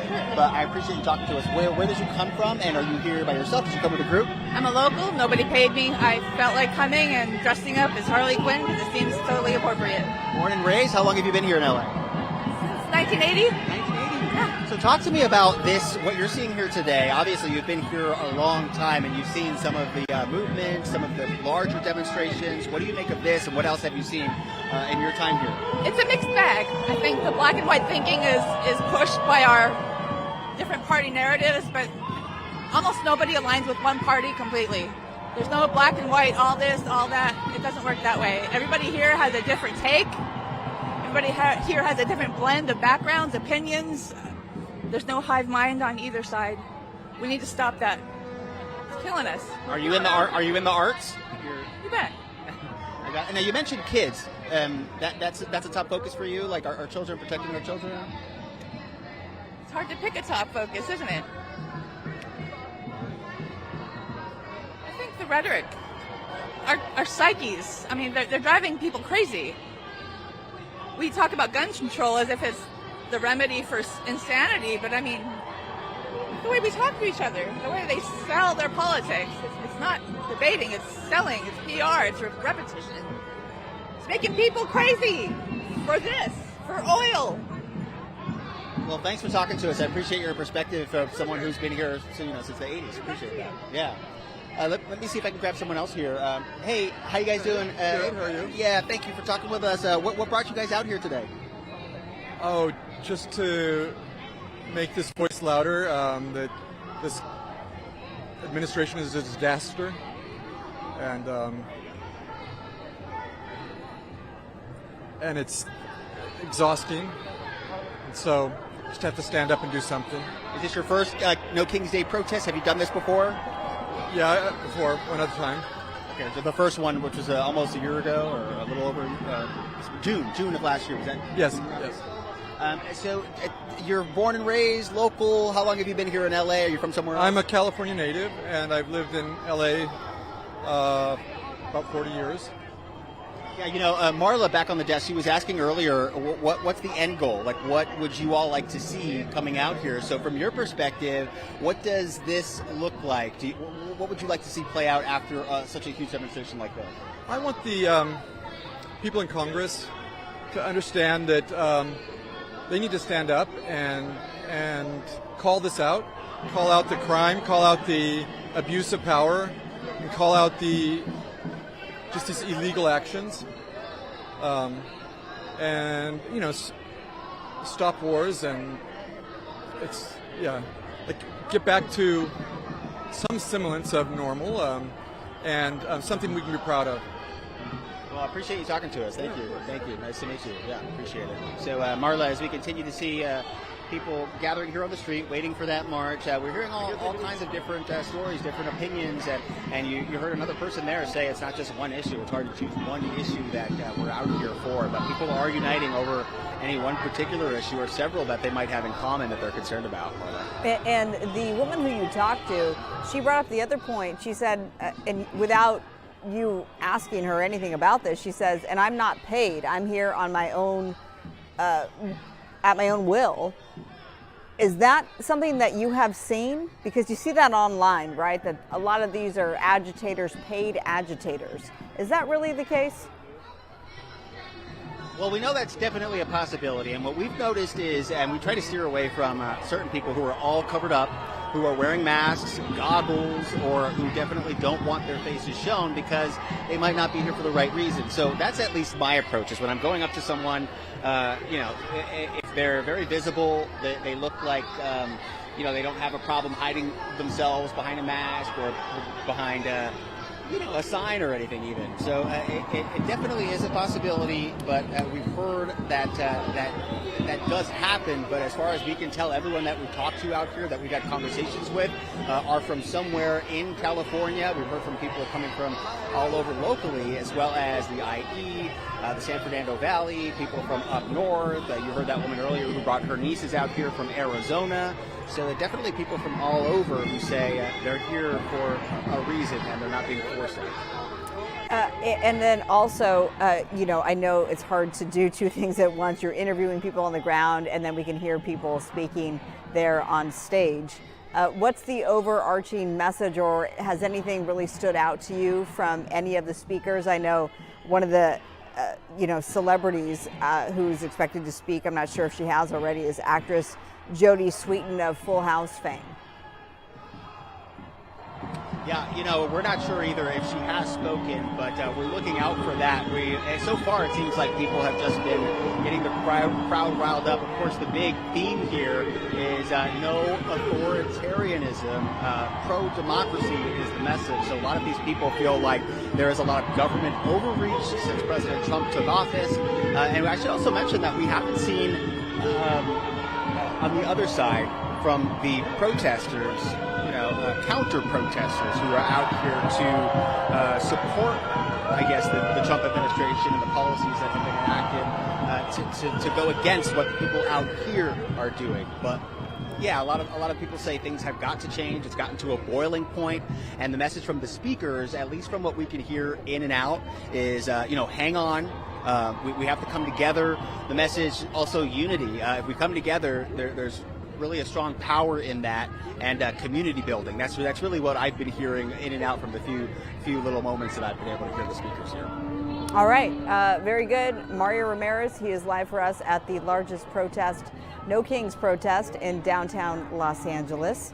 That's where an expected 50,000 people are there, and there will be a march, and Mario and photographer Gino, they will march along. When that happens, we will go back to your camera. In the meantime, one of the people who he talked to earlier today is former LA mayor, born and raised in Los Angeles. He was mayor from 2005 to 2013. Antonio Villaraigosa, he's among those rallying there. Mario talked to him and also asked about his run for governor. I'm here because I love my country, and I'm going to fight for her. And I think that's why we're all here. We believe that there's no place for kings in a democracy. That's how this country was founded. Get rid of King George.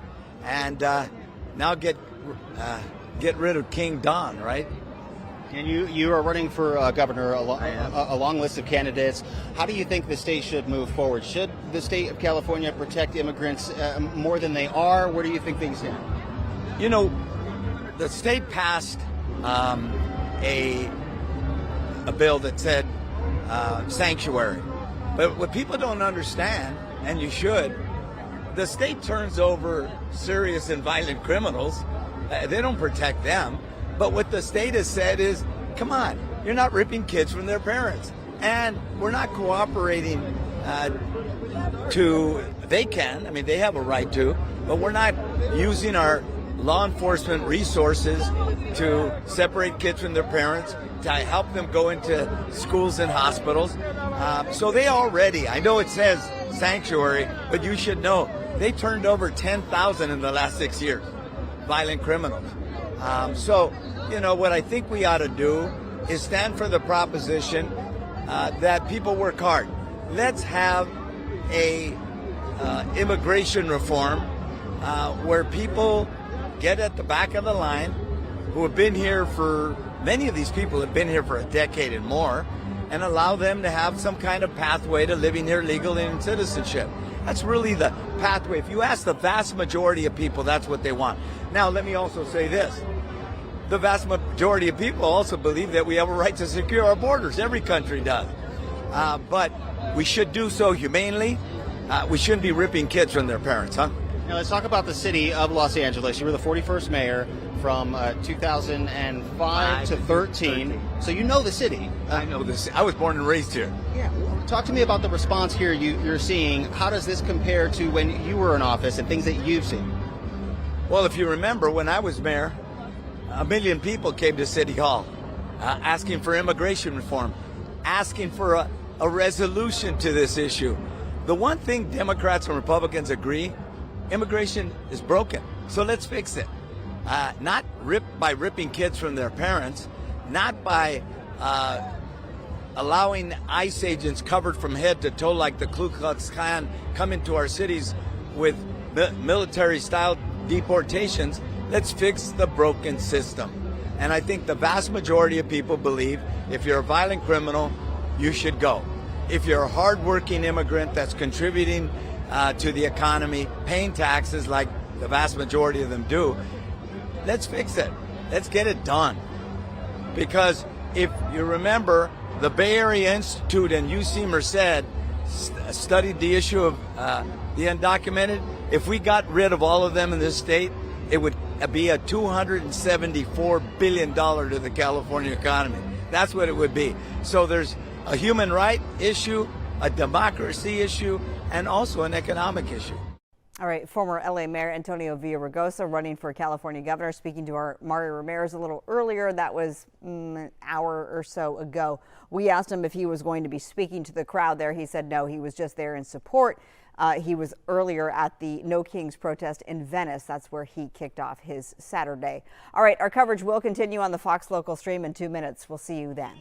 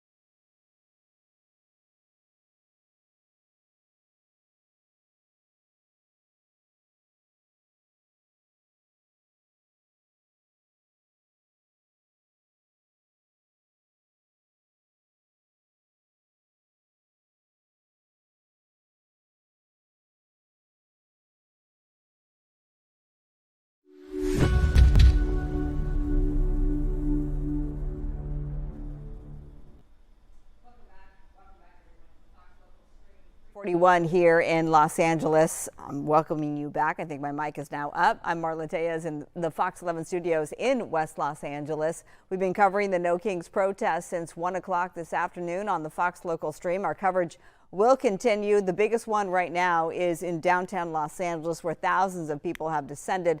The march around City Hall was expected to start at 3. They are behind schedule. We have a live look, though, from the our photojournalist Gino Arias there. He's propped up. It looks like there might be some movement. Mario Ramirez is the reporter there. He tells us that things got delayed. They started a little later than anticipated, and that put everyone behind schedule, if you will. So the march may be starting. Obviously, we will continue to watch this. We have Stu Mandel upstairs in Sky Fox, but as the march looks like it's getting underway, heading down Spring Street, let's just take a moment to listen to the sights and or listen to the sounds as we take in the sights.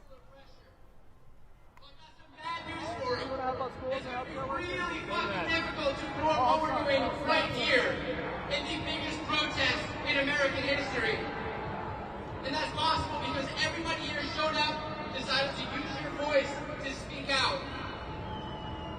But I want to be clear about something. This can't stop here.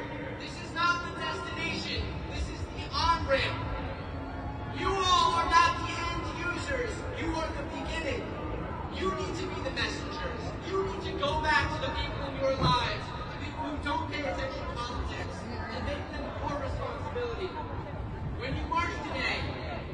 make sure that you recognize all the organizations, all the aid groups, all the campaigns that are looking for help all around you.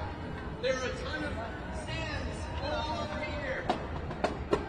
So I need to hear from everybody right now that you will take the energy that you feel right now and you will use it every single day between now and November 2026 and then 2026 to 2028, because we are going to take the House, we are going to take the Senate, and in 2028 we are going to take back the White House and relegate Trumpism to the dustbin of history.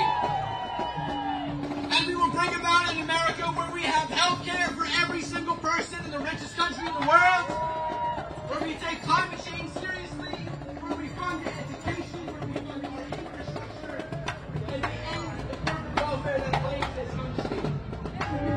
People who are seeking close to health.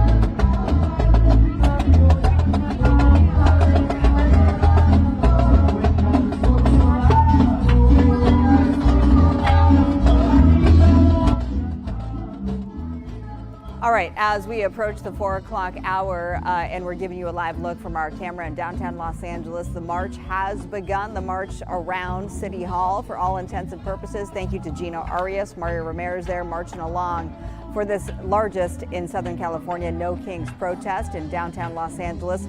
We've been on with you since 1 o'clock. I am Marla Tejas from Fox 11, and it's my time to sign off on this Saturday afternoon and hand things over to my colleague Susan Harasuna. Of course, you know who she is. She was just awarded the Lifetime Achievement Award from the Golden Mics 1 week ago today. So you are in great hands with Susan. She will continue our No Kings protest here on the Fox Local stream. Susan, best of luck to you in your coverage today. Thank you so much, Marla Tejas. Excellent job all afternoon. Thank you so much. Thank you for mentioning my Golden Mic Lifetime Achievement Award. Thank you indeed. All right, so as we follow along this march in the downtown area, you notice it's what everybody keeps saying in the course of this afternoon, peaceful. We're not seeing the kinds of things that we saw back in June in the no ice or ice out raids it was early June when there was a lot of graffiti, a lot of destruction. I had spoken to some business owners in the downtown area, the Little Tokyo area to be precise, and they were optimistic, cautiously optimistic that this large crowd that was expected this afternoon would be peaceful, just as we are seeing. Now, as Stu Mandel has pointed out, sometimes the bad actors start to come out once the primary group of protesters feels like they've done their job and they go home, and then what's left behind are people that perhaps want to do something objectionable, you might say, and that takes away from the primary message that these people are sending, which is that they object to the Trump administration and the things that have transpired over the last year of his administration. Gino and Mario, Gino Arias is the photographer holding all that gear. And Mario, how are you doing there? Hi, Susan. It's good to talk with you. We are along Spring Street here, and we just passed 2nd, so let me just make sure what street this is. But I will tell you, we've already traveled a few blocks here on Spring Street from City Hall, and I will say that you can probably hear the music behind me. They've got a little motorcade going. Live band is what it seems like, or at least a DJ in that front vehicle there, and several following here behind with flags, Mexican flags, Iran flags, Palestinian flags, American flags, of course, and you can probably see all the signs. We just saw somebody launch a drone here, which is making its way over the crowd. So, similar to what we've been showing you from Stu Mandel and Skyfox, that'll probably give you a great visual of how big this crowd is. Now, I will say, to Susan's point, that this has been a very peaceful protest throughout the morning. There's been a little bit of foul language throughout our interviews, but other than that, let's move away from the a little bit so it's not so loud, so we can actually speak here. But so they're just continuing to march here. Mario, if you can hear me, and that was wise for you to get away from all that loud music because I was having trouble hearing you. When an organization has a parade, they have to have permits. Is there any sign that the city of Los Angeles knew that this was going to happen and then accommodated this big crowd to be marching around City Hall and downtown LA?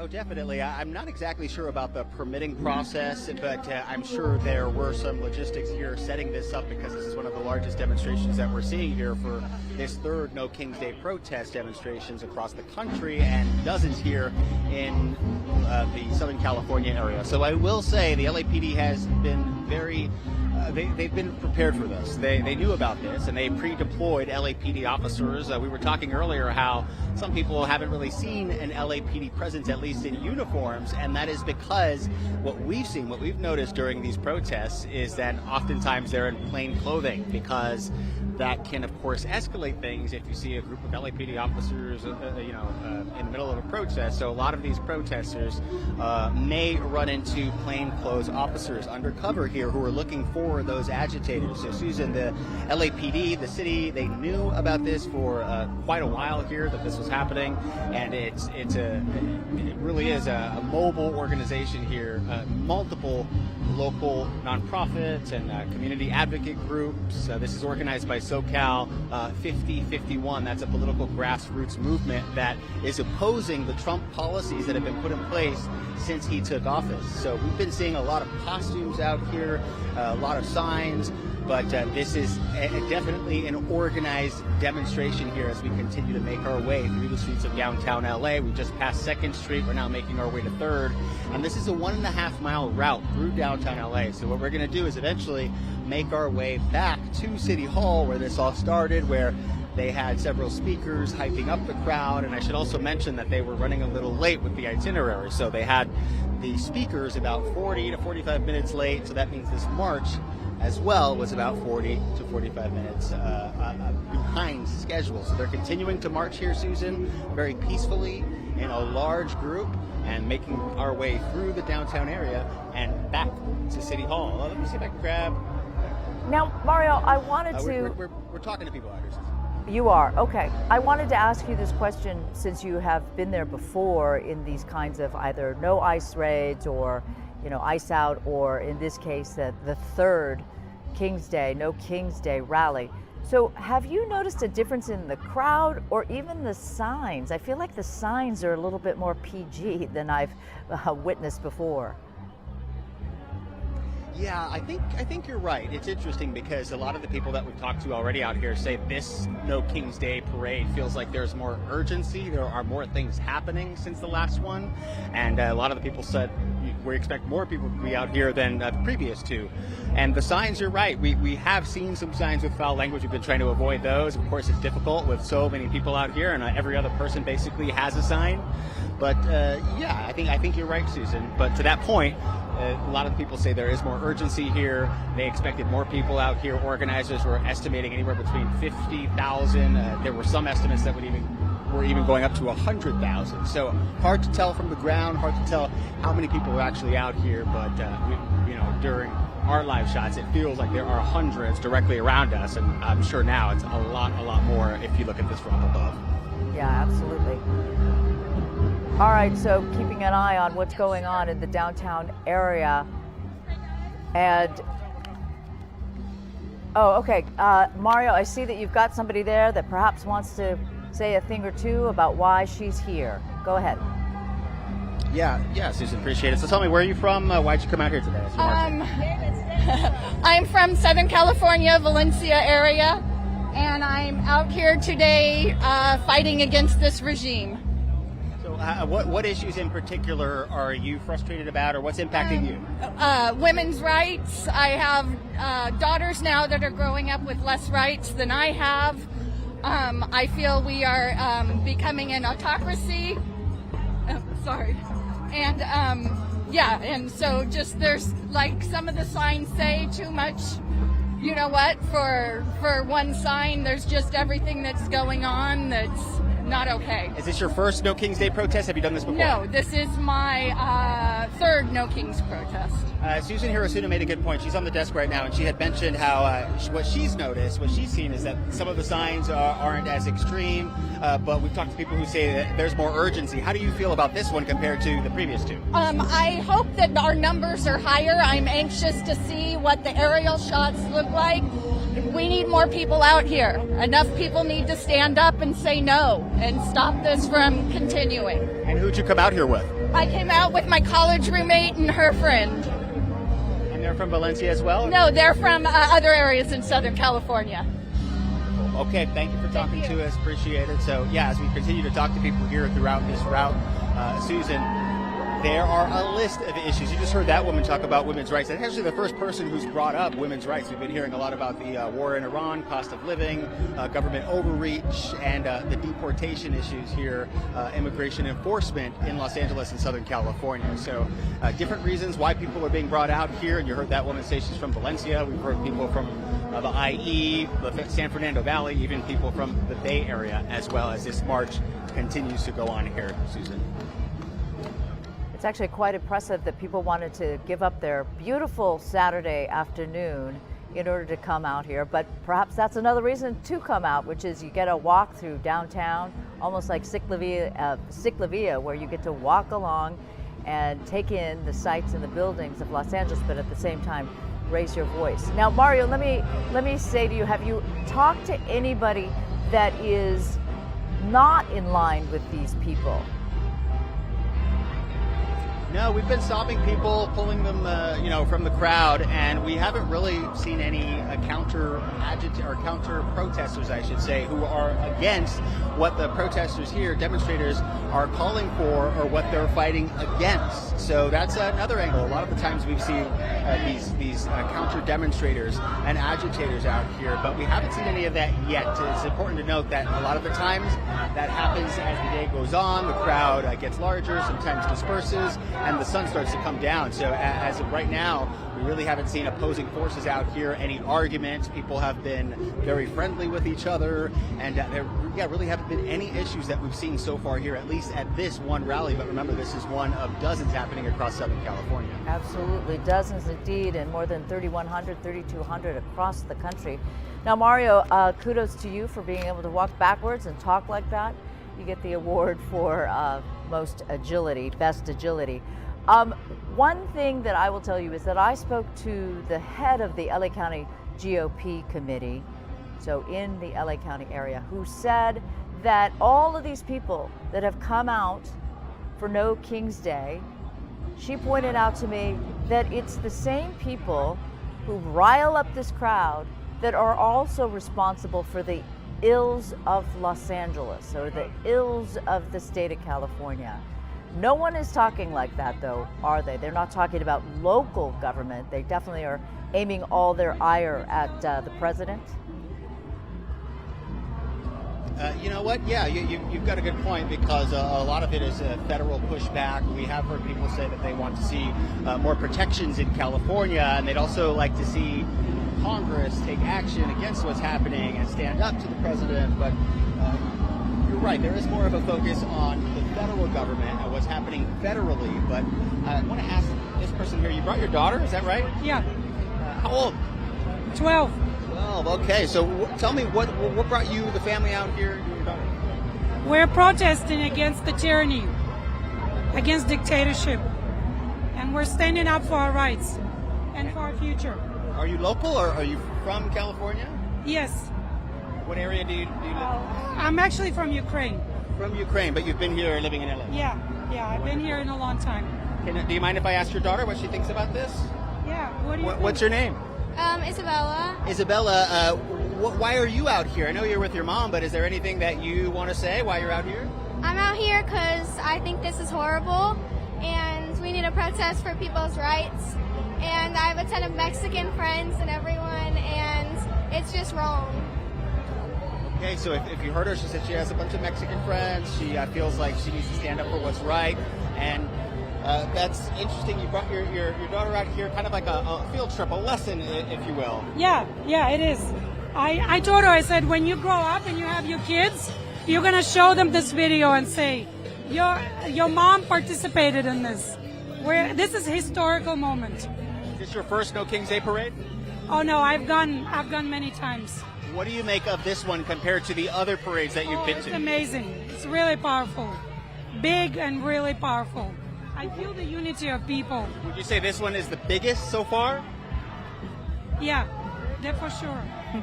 All right, thank you for talking to us. Great job, Isabella. Yes, thank you. So, Susan, yeah, different families that are coming out here for different issues. All right, we're continuing to make our way down. If you can hear me, Susan. Yeah, but a lot of people are out here for all kinds of different reasons. You heard that woman from Ukraine. She's been living here in LA. She brought her daughter out here to, show her the sights, have a little lesson here about this political movement. Here's the other question for you, Mario. When I asked the head of the LA County GOP about the No Kings protests, and she said, well, we don't have a king. We fought King George in 1776. This country does not have kings. What is it specifically? Why do people want to call him a king? Yeah, you know, let's ask this guy. We're talking to people here along the parade route. Thank you. We're live right now. So a lot of criticism to what's happening here is there is no king. Otherwise, there wouldn't be these types of protests happening on the street. Yeah. What do you say to that? What do you think about this No King's Day and what it stands for? Well, this is a movement that can't be stopped. This has to stop. This kind of lawlessness in the White House has to go. It has to stop. What do we want? This is not right. When do we want it? It's a drain on America. It's a drain on the peace of America, and we have to stop it. Where did you come from, and what brought you out here? I have to do something. I have to do something. Are you local? Yeah. From LA, born in LA. Born in LA. Let me ask you. So you're from here. You know the city very well, I'm sure. What issues stand out to you? And locally or federally, where do you stand with some of the most important issues to you? I'm sorry, I couldn't hear you. Locally or federally, what issues are bothering you right now or frustrating you? Well, the fact that this is a lawless administration. Sorry, guys, we're sort of moving away from the megaphone here behind us because it is getting loud. So thanks for walking with me and talking to me here. I appreciate it. Thank you for asking me my opinion, and thank you for reporting the news. Yes, thanks for sharing. Appreciate it. So there you go, Susan. It's interesting to talk to people out here and figure out exactly what brought them out here, what issues. But a lot of people say that they're from here, or at least they've been living here, some for years, decades. So it's definitely a big group of people that have connections to Los Angeles or Southern California. Absolutely.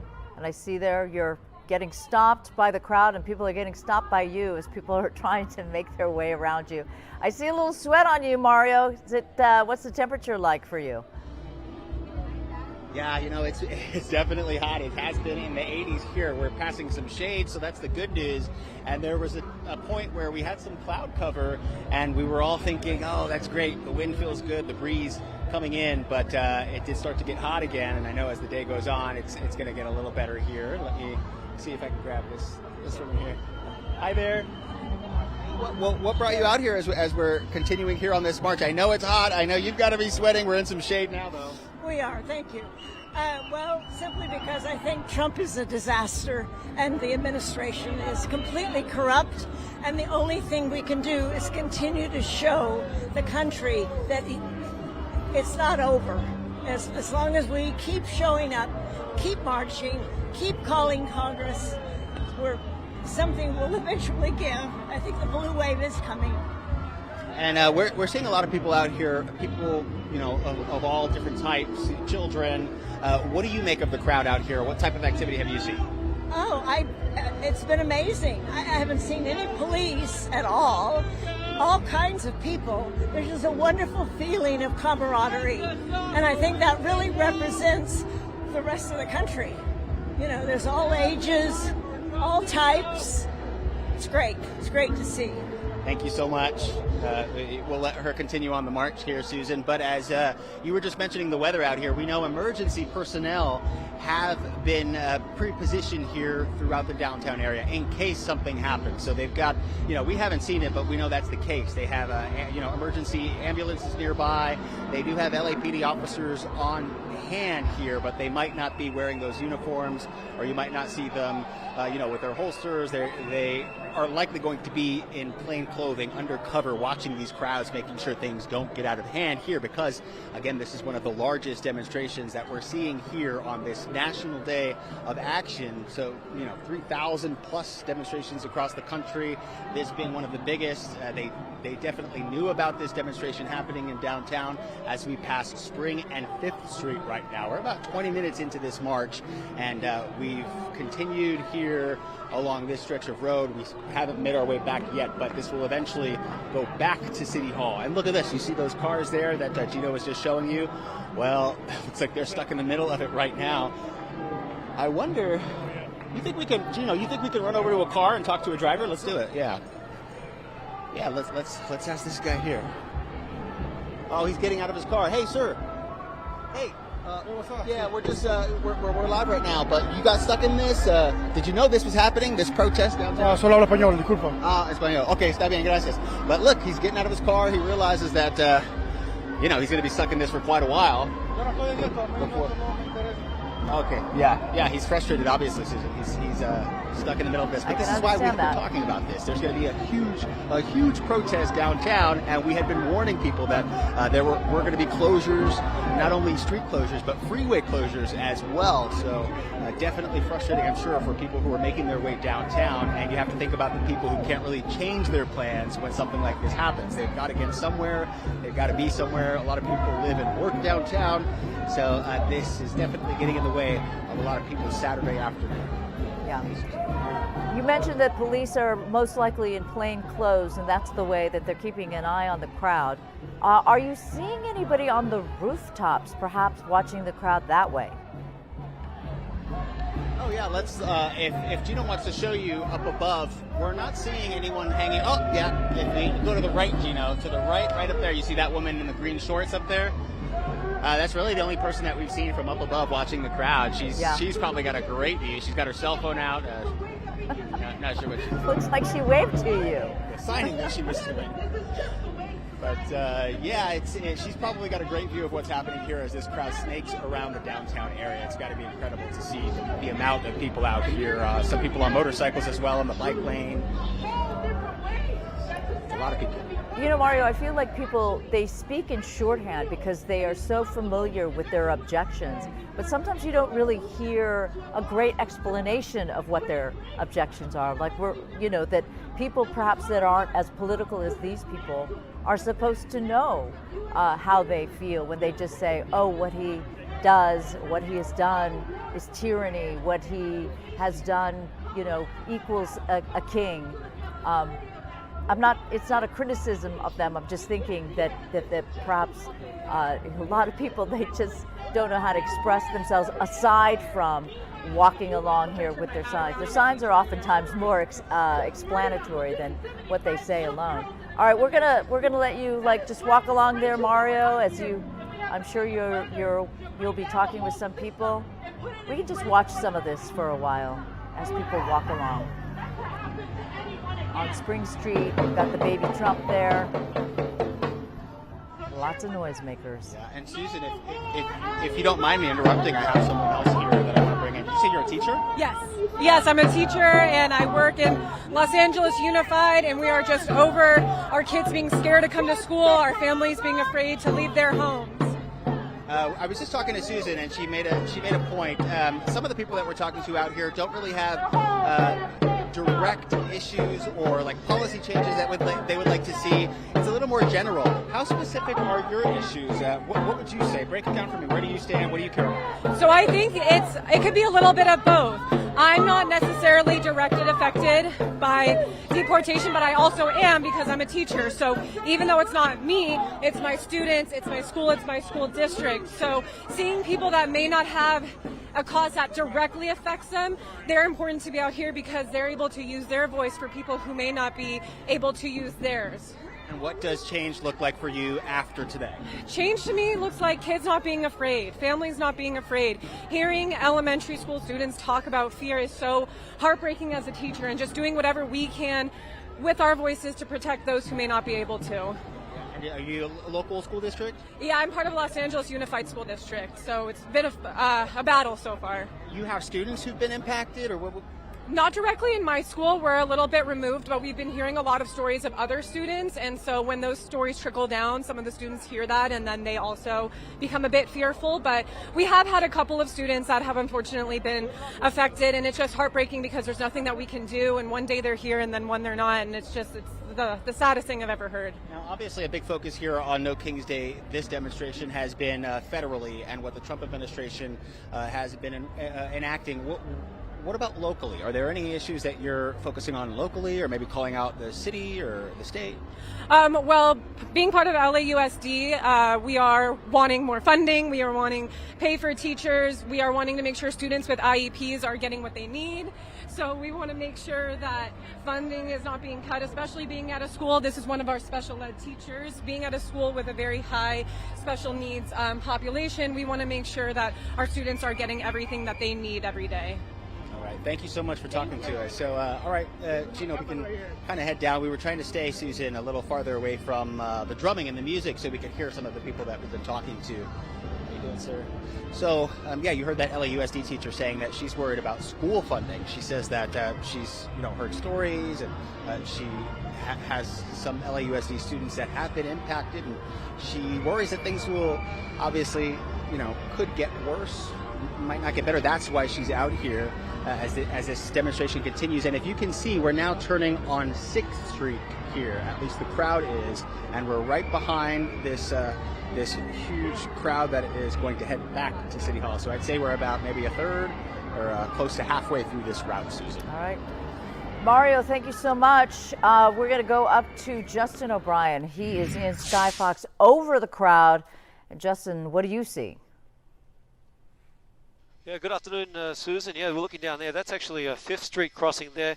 Mario just mentioned he's turning left onto 6th Street. So Mario is about 1 block that way to the west where Spring is over here, making his way to the east. So this crowd is stretching approximately 7 to 8 blocks by my calculation. And as we're seeing so far, I don't see any trouble at all. They seem very happy, just marching along there with their signs. As I said, about 6 or 7 blocks this march is stretching.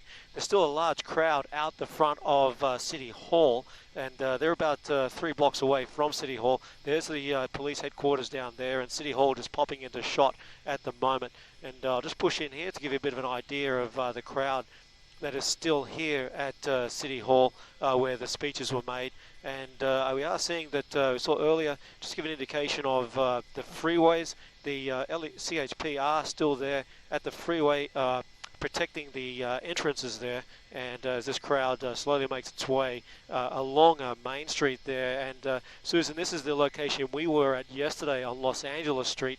That gate there, which is to stop any protesters that do get close to the area here. You may have seen that earlier if you've been watching the stream, and the CHP officers are here. They'll certainly be ready in position to close that gate to stop any protesters from getting onto the freeway.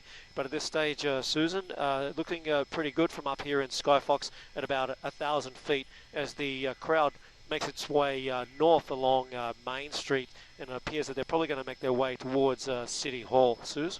All right, very good. Also, Justin, as you look more towards the Music Center from City Hall, and that is this whole stretch of Gloria Molina Park. So there's several tiers of Gloria Molina Park. And I'm just wondering, at this point, is it all cleared out because everybody's on this march, or are there some people perhaps milling about?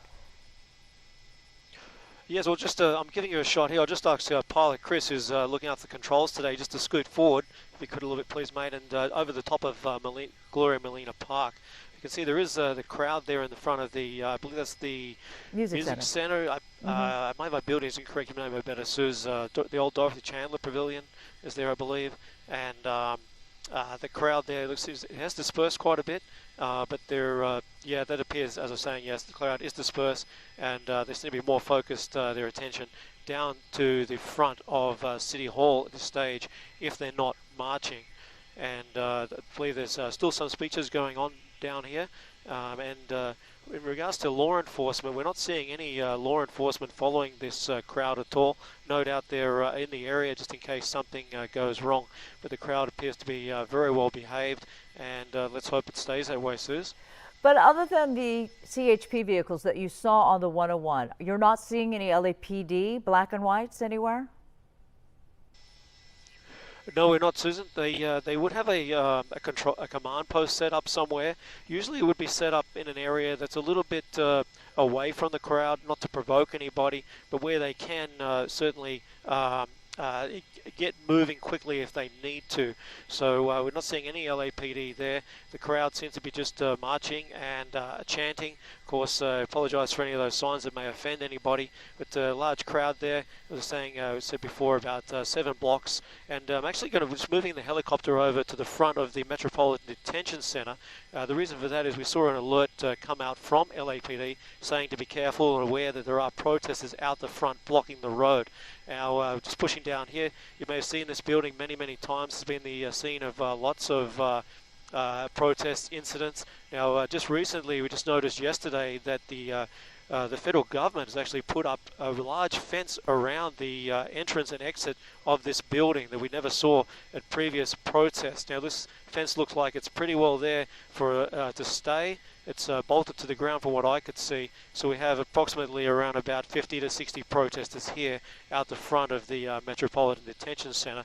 And of course, this is the location that many of the ICE detainees are taken to before they are processed out of the country or awaiting their court date. So so very interesting view, Susan. Looks like the federal government making some proactive action here so that we don't see the destruction in the front of the building over here that we've seen many times, where those federal officers come out with their tear gas, less than lethal, to push back the crowd, and also obviously prevents the building from being vandalized with lots of graffiti.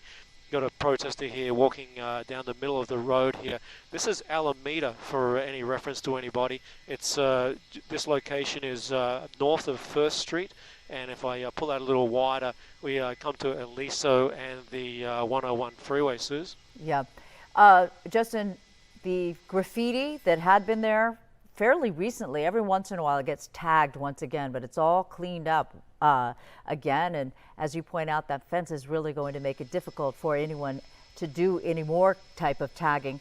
I also noticed that in the courtyard there, or it's sort of like a motor plaza, there is, I believe, cameras. There are two, I don't even know how to describe it, but those 2 items there with the long, no, go more into the courtyard. Well, that's somebody who's trying to get some attention. But it's probably a camera system that is like perched right there, right a little bit behind the fence, and then also closer to the building. Can you figure out what that is closer to the building?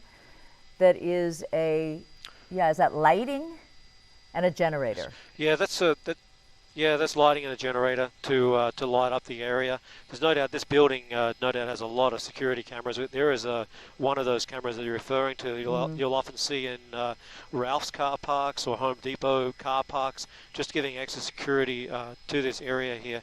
So those protesters, that guy there, no doubt kicking that fence. I don't think they're going to have much success there in moving that fence, because they seem very heavy, bolted to the ground.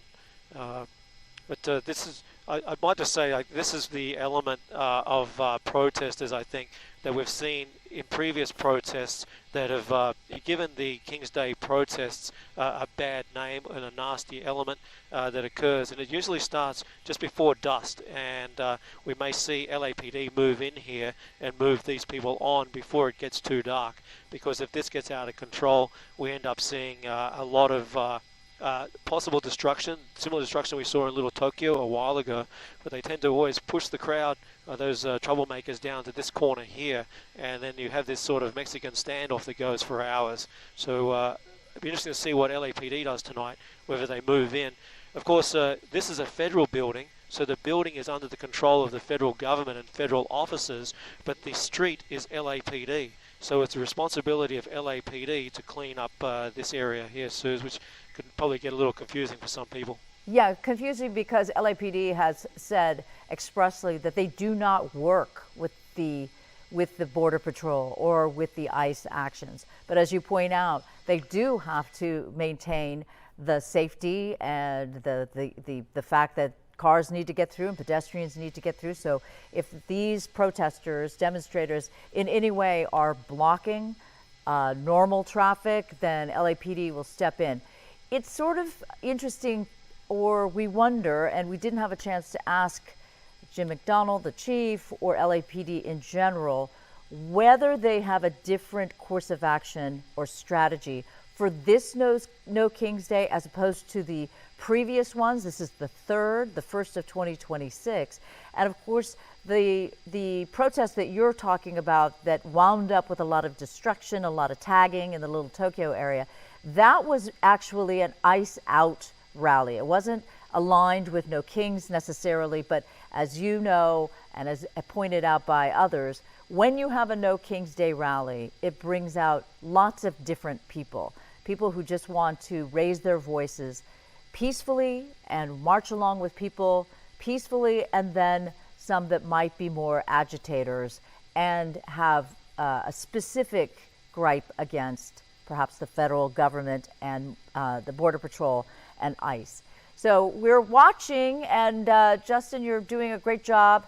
Oh, actually compliment the pilot for giving us a closer look at what's happening as people are making their way through the downtown area.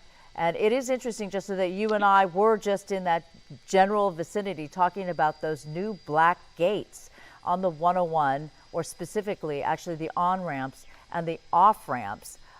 So in the past, we have seen, and multiple times, not just these kind of rallies, but multiple times we have seen protesters go onto the freeway. So that's what Caltrans and CHP is trying to prevent, is protesters making their way onto the freeway. Frankly, I remember on Election Day when President Trump was elected the first time, and there were spontaneous protests. They came to downtown LA, and eventually they did indeed wind up on the 101 freeway. And we've seen it in other instances as well, where people go from where you're seeing them now, basically near City Hall, and then they keep walking along. Perhaps in this case, they're walking along because they're getting closer to the federal building, and then they decide, let's go onto the freeway and raise our voices that way. That is not considered peaceful. That is considered something that is illegal and disruptive beyond what people are doing here. This is planned. Everybody, the city knows about this big protest and rally. So this has all been planned and worked out, and police and security know all about it, but it is when there is spontaneous protest and they make their way onto the freeway or places where they're not supposed to be, that's what's going to trigger police action. What are you seeing there? Was there a smoke bomb? Yeah, this looks like some type of, I would imagine that's some type of firecracker that somebody's let off in the crowd there. It's let off a little bit of smoke. The crowd here is making their way from Main Street. They're turning west onto First Street, which is going to bring them up the Spring to the front of City Hall. And you've seen, is the front of the march. You've seen these, I think Stu was referring to them as parachutes earlier. Look very pretty from the sky. And to your point too, Susan, I've been watching the stream earlier. Yeah, the crowd here, it's a mix of people. It's not the anti-Antifa people you might refer to, people would refer to. These people, it's a mix of society. We saw it earlier today with Nick as interviews this morning in Long Beach, where you saw a gentleman there who had been, it's his first protest. He'd come out, and the gentleman was well into his 60s or 70s. So it's bringing out a different sort of crowd who are feeling the need that they need to protest what the situation in our country at the moment. But this crowd here peacefully walking along and just making their way back in front of City Hall. We haven't seen any indications of anybody entering the freeway. I was looking on social media just a moment ago, and there were unconfirmed video there of protesters actually entering the freeways in Denver, where the police officers had to use some less than lethal force to get them off. But we haven't seen anything like that here. And it appears that the marchers are simply walking back to Gloria Molina Park, where the march began, and possibly to continue their speeches, Suze. Thank you, Justin. And let's just point out that this is the largest protest, No Kings protest, for our area. But in fact, there were 3,100, 3,200 protests like this across the country. Not all of them as big as this one. Even in our general vicinity, it's quite impressive how many different protests there were today. Some are already finished. I think a couple of other ones will go later into the night. But they were in Ventura, Upland, La Habra, Corona, San Dimas, Monrovia. The list goes on and on. Woodland Hills, there was one between 10 and 12 p.m.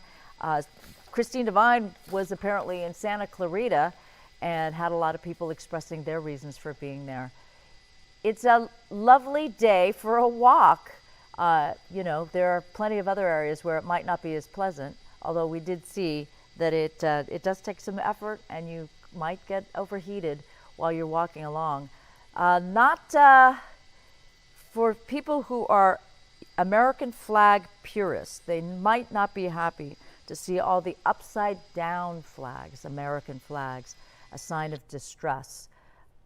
And so that is that protesters' way of declaring their point of view on what's going on in our country right now.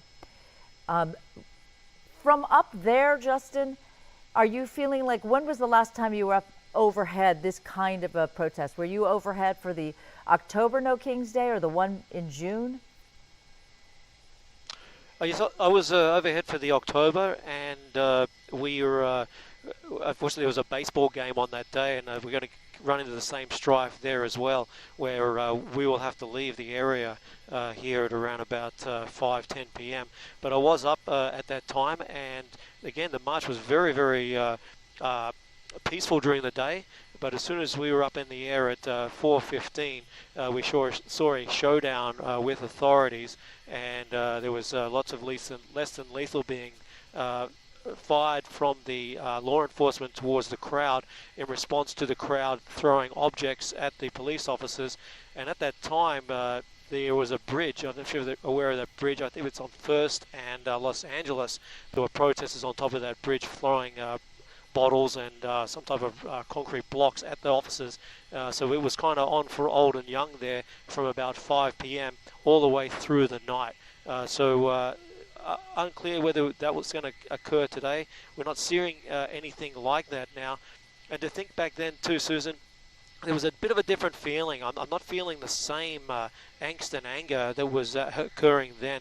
And of course, that was on the back of the protests that you were mentioning back in June, where those CHP, remember those visually, those CHP vehicles were had rocks and almost tried to set alight on the 101 freeway. We had all those Waymos that were called in to pick up people that were set on fire. So I'm not feeling the same angst that we were feeling back then in October. But again, I believe then officers saw what happened in June, or authorities, so they certainly jumped on them quickly. And once the crowd began to sort of get out of hand and become violent in some ways by throwing objects at the officers, they decided, okay, let's shut this down now. And hence why I'm speaking regarding the detention center. It will be interesting to see how long officers allow the protesters there to stay out, because unless, as we've seen in the past, these protesters here for the No Kings Day protest, they tend to really disperse after when the event is over. They don't hang around downtown. They tend to go home. So rambled on a little bit there, Suze, but I hope I answered your question. It's not feeling the same angst, and all right. The crowd. Let's hope it stays that way. Yeah, definitely. Well, and Justin, let me just interject. When you mentioned the Waymos burning, wasn't that wasn't the October protest? Wasn't that the early June protest that was actually an ICE out rally? Yes, that's correct. It was the ICE out rally, and it was the June protest, I believe, and that was on the Sunday that the ICE protest, and that's when the city, if you remember correctly, we went into I believe it was 4 or 5 days at least of curfews. Mm-hmm. So it was only really, the curfew was lifted really after I believe businesses in downtown began to complain that it was really affecting their economy. So it really had a huge impact on the Los Angeles economy, that big protest in June. But just looking again back here in front of City Hall, I'll pull out a little bit wider so you can get an idea.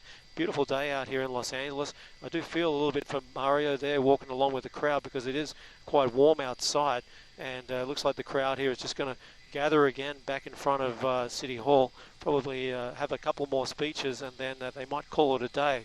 Again, this is supposed to end around about 5 p.m. I believe. So we'll be interested to see what happens where the crowd does hang around longer than that. It appears there might actually be a band there and somebody chanting them, trying to get them enthusiastic. But this large crowd, of course, 8 blocks long at one stage as they were marching, slowly making their way along Spring Street here back to City Hall, Suze. Yeah, Mario got his steps in today for sure, but I'm surprised you're not being more sympathetic or empathetic with Gino Arias, who is walking along too with all that gear on him, including the backpack that allows us to watch their shot there in the lower right corner. Yeah, that's right. I'm not going to hear the end of it from Gino. Anybody watching probably knows. Gino's a good mate. He's a fellow cameraman with Fox 11, so good on him for getting out there today and doing a great job with Mario. But I'm just going to ask Pilot Chris if you'll just scoot forward a little bit to Main Street, then we can have a bit of a shot of the protesters marching towards us.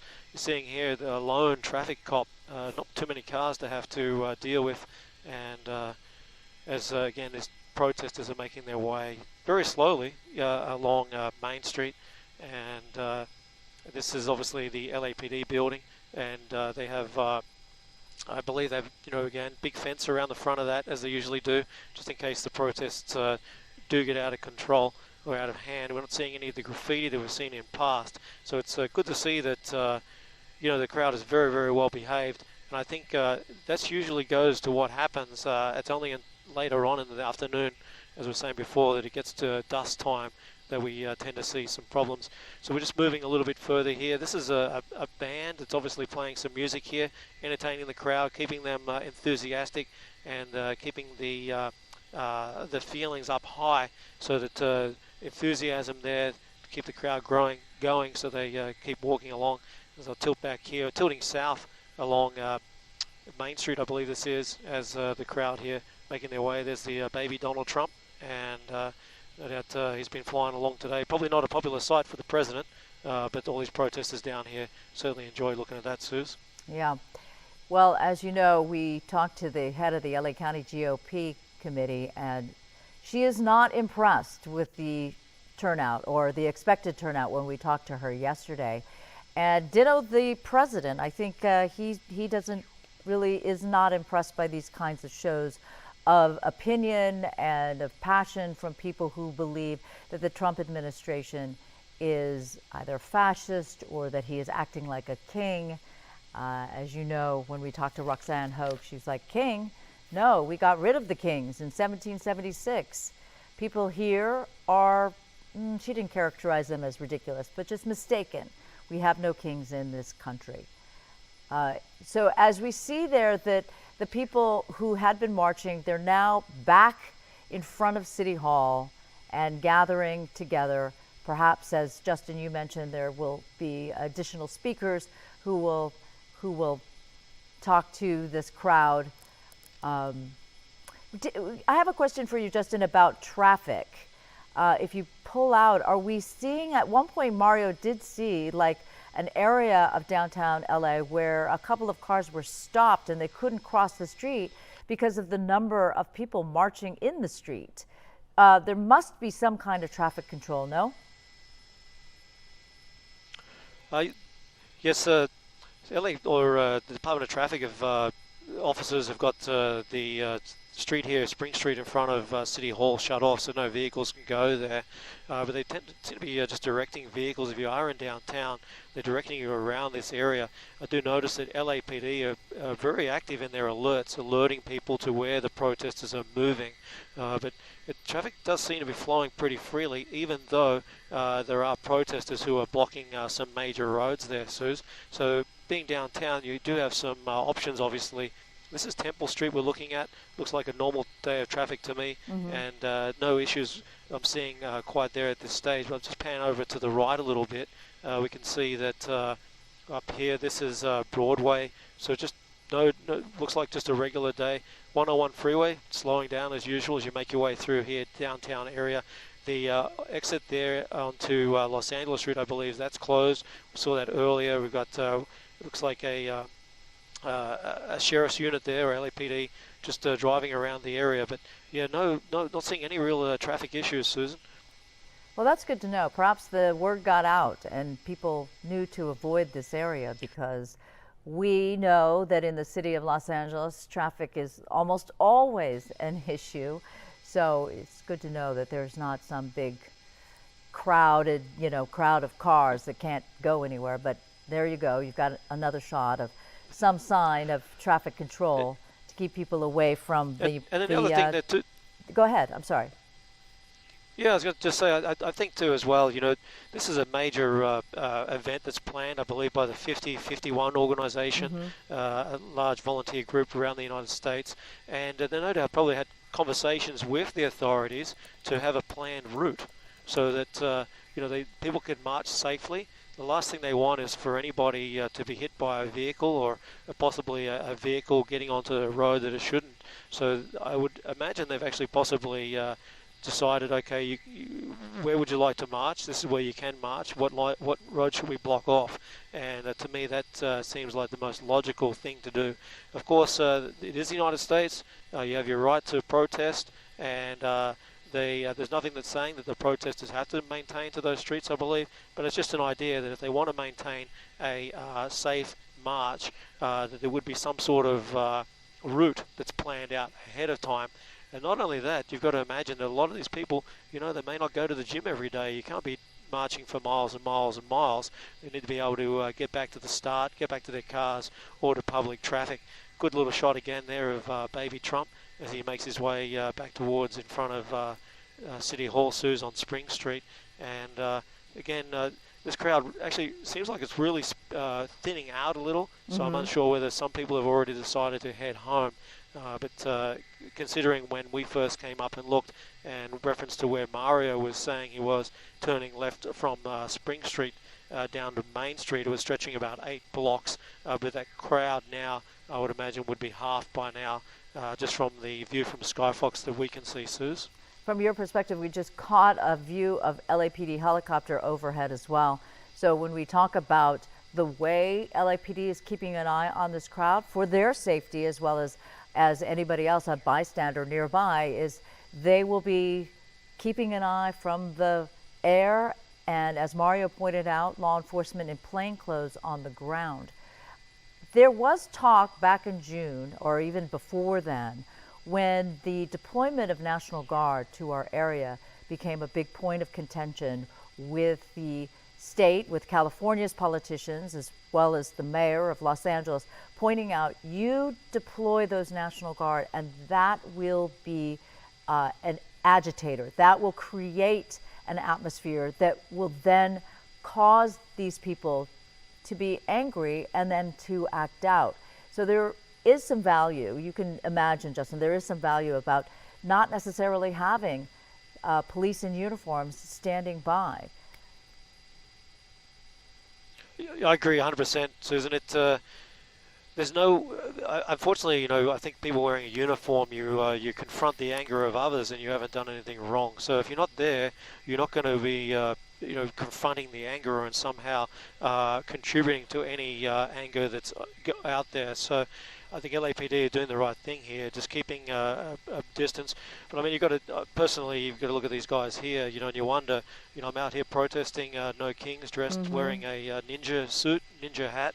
No doubt probably got a couple of items in their backpacks they probably shouldn't have. So it's just there's an element out here, Susan, that I think is pretty identifiable, that is potentially going to cause any problems.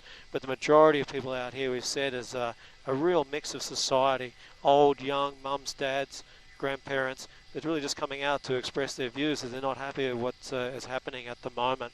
But in relation to LAPD, we can't see them. They're no doubt watching, listening. You mentioned the helicopter, and it's really just there he is there, just flying into shot. It's LAPD Air 7, I believe, and it's just keeping an eye on the crowd, making sure that they're not doing anything wrong, but also allowing units to know that what streets they're on, so that traffic can be blocked if it has to be.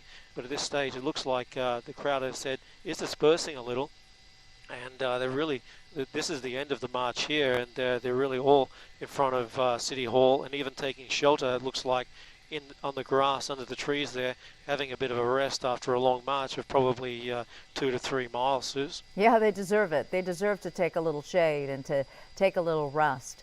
It is hard work to express your opinion and raise your voice, but they were willing to do it, to come out and give up their Saturday afternoon, a warm Saturday afternoon indeed.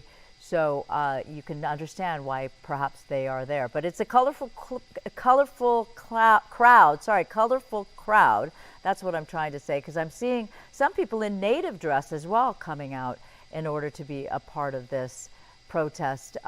Lots of different flags, not just the American flag. That's the Mexican flag there, and the green, white, and red, and lots of signs. I asked Mario if it seemed as if the majority of the signs are more PG than I've seen in the past, and he sort of agreed with me, but then it also said, well, we're doing our best to make sure that we don't offend some viewers that are watching this, and trying to keep the expletives off of the TV screen.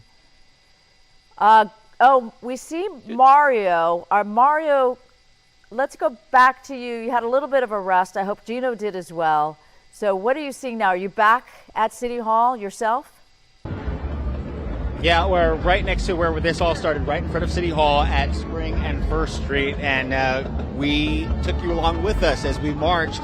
We went down for several blocks and then made our way to Main, and then along Main and back here down to First and Spring Street. So, Justin was right, I think. The crowd is starting to thin out. It seemed a lot more dense, at least a little earlier, and we watched once we got to this intersection, a lot of the groups started dispersing, maybe going to the nearest metro station or away from these large crowds so they can call an Uber, or where they may have parked and walked to this demonstration. I want to grab this demonstrator here. Okay, mom, right? And daughter, a local college student? Yeah, I go to a community college. Yeah. Great. So what brought you out here? There was someone else. Was it a family affair? Sister, yeah. We came out here because I'm a granddaughter of immigrants, and if it wasn't for them, then we wouldn't have the future that we were able to have. And then we have many family that's living in fear, and that should never be right for anyone, because God does say love by neighbor. So you should be able to love everyone. Everyone's welcomed, and yeah. After today, what does change look like? I know No King's Day, this is the third protest. Do you think these demonstrations actually make a difference? Are your voices being heard? What do you think? Personally, I do think voices are being heard, because I've met people who have changed their opinions on their beliefs, and they are starting to support the different people. Yeah, I see change. Yeah. If I can ask you quickly, what do you think being out here with your children? Well, like she said, we came from a family who actually sacrificed, was a farmer worker, which is why we were able to be here. Bringing them, it's so that their future keeps growing and not be in fear, that they're able to acknowledge the freedom that they have and other people don't. Just like she said, we do have people that are neighbors who don't even come out to the grocery store for a fear of getting stopped or even just a traffic stop. And that is something that I want them to, just because it doesn't affect them yet, that they're able to look out for their neighbor that it has affected them. What area are you all coming from? Orange County, actually. Yeah. Okay, thank you all so much for talking to us. So, Susan, we saw some signs earlier that were being held here that said not a paid protester. I think a lot of people want to make it known that if they're out here and they're out here for a certain reason, they're local and they're sharing with us exactly where they're from. Although we have seen people from Northern California, a few people from Arizona, the IE, the San Fernando Valley. So it's really spread out here along Southern California. And you mentioned the colorful groups. I'll have Gino come with me a little bit this way. You can see some of the traditional Mexican clothing, I believe, here, those women in dresses.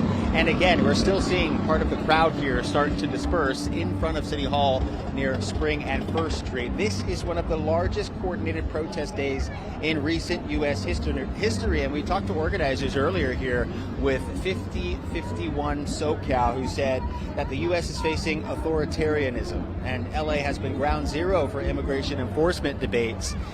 And it's really interesting because a lot of the people here in downtown, as we've been going past some of the businesses, say that they decided to bring their families out here. They decided to bring their children out here to kind of teach them a lesson about this movement and making your voices heard. And as we were passing some of those businesses downtown, we did notice some were closed, perhaps closing early, but some were open. There were a few little convenience stores that were open. People were inside, coming out as the crowd started to pass. So you have to wonder about the people who are just in the downtown area, not knowing that this protest is happening, and then seeing these massive crowds pass here and just coming out to take a look. So it is starting to really thin out here, but there is still a crowd. When I was talking to the organizer a little earlier, he said when the crowd does get back here, there will be a few more festivities. They'll also have a demonstration, or some kind of dance demonstration in Grand Park. So should we, Gino, do you want to make our way down towards the City Hall steps? Yeah, let's continue to show you around here. Yeah, Mario, I did see some people dancing next to that Ice Out van, that giant van with the sign on the top. They were kind of dancing along. Remember, you were kind of walking next to it and the music was quite loud. It must smell good there because you're right next to the food peddler that's cooking the hot dogs and grilled onions. Yum. Yeah, it definitely does. You know, a lot of vendors out here taking the opportunity of these crowds and also providing water. You know, they're charging $1, $2 for water and Gatorade, which is definitely needed out here because we've been dealing with hot temperatures. So if you remember a little earlier when we were out here along Spring Street, it was packed. They had the speakers here right in front of the City Hall steps, and people were packed through Grand Park, the grassy area, and all along the street here. So this gives you an idea in a matter of just a few hours since this event started. At 2 o'clock is when the speakers were supposed to start. They eventually got on the stage around 2:30, 2:40. That lasted about an hour, and then at 3, I would say 40 exactly, they started marching through the streets of downtown LA here along Spring Street. All right, Mario, sorry to interrupt you, but we're going to go back to the Federal Detention Center because when we looked at that area a little while ago, there were a lot of people sort of gathered around the fence, but it seemed pretty calm. They were trying to kick the fence, but now you've got members of that either CPP or ICE that are now out and pointing their, I believe, less than lethal weapons out at protesters that are gathered around. We were just talking, Justin, about how once you see somebody in a uniform confronting protesters, that oftentimes that turns out to be agitating. You've been watching this for a while. So what brought these federal workers out of the building? Well, Susan, the crowd here we saw earlier, remember that person was kicking the fence? That escalated to people more kicking and pushing, and actually this person is throwing objects at the federal officers there. They came to a point where the crowd were actually pushing the gates here, and they've been able to move the gate, and it appeared that gate was going to come apart. And that's when these federal officers came out of the building. And just as you came to us, they began to fire less than lethal in response to the protesters throwing what appeared to be water bottles, as well as continuing to kick the fence. So I think there's the opportunity, there's a potential there for that fence to actually open up. And you saw a little bit of smoke there. I believe there was actually some type of chemical agent. You would refer to it probably as tear gas. I think the easiest way to describe it. But it's a chemical agent, irritant, that makes it not pleasant to be in the area. So the officers there felt like they needed to fire that off just to move the crowd back. And it has had the effect to move the crowd. And this here is Alameda, the road there in front of the trains as it's going past. So as mentioned earlier today, with that it appeared that there was going to be a flashpoint tonight. It is going to be in front of the detention center, and that prediction's coming true, Suze. And I'm just going to push in here and see what these guys are doing, because it appears that they're getting protection. Oh, they're actually members of the press. Of course, they want to document what's going on. But just looking in the crowd, you know, this is not the mums and the dads and the the people that we describe as being people who are coming out to express their anger. These guys are obviously angry at ICE and the federal government, and using it to be in a physical way as opposed to a verbal way. So we'll just to see what happens here. Numbers there, you're looking at around about 50, I would estimate, federal officers. They're on the ready just in case this gets out of control. But that fence looking pretty sturdy at this stage. You've seen many of them come up and kick the gate. So this will be the responsibility of LAPD, though, as it gets into the night, Suze. Yeah, and I noticed that they were able to stick a sign or something. If you go towards the right a little bit, there might be a couple of signs that have been posted on that fence, hoping that there are no expletives on that. Yep, so there you go. So this is how this group is expressing their opinion about the Trump administration, and more specifically the Border Patrol or the ICE agents that call this location their workplace. And so that guy looks like he's ready for battle. He's got a sort of a shield in front of him, and some people have come. Go ahead.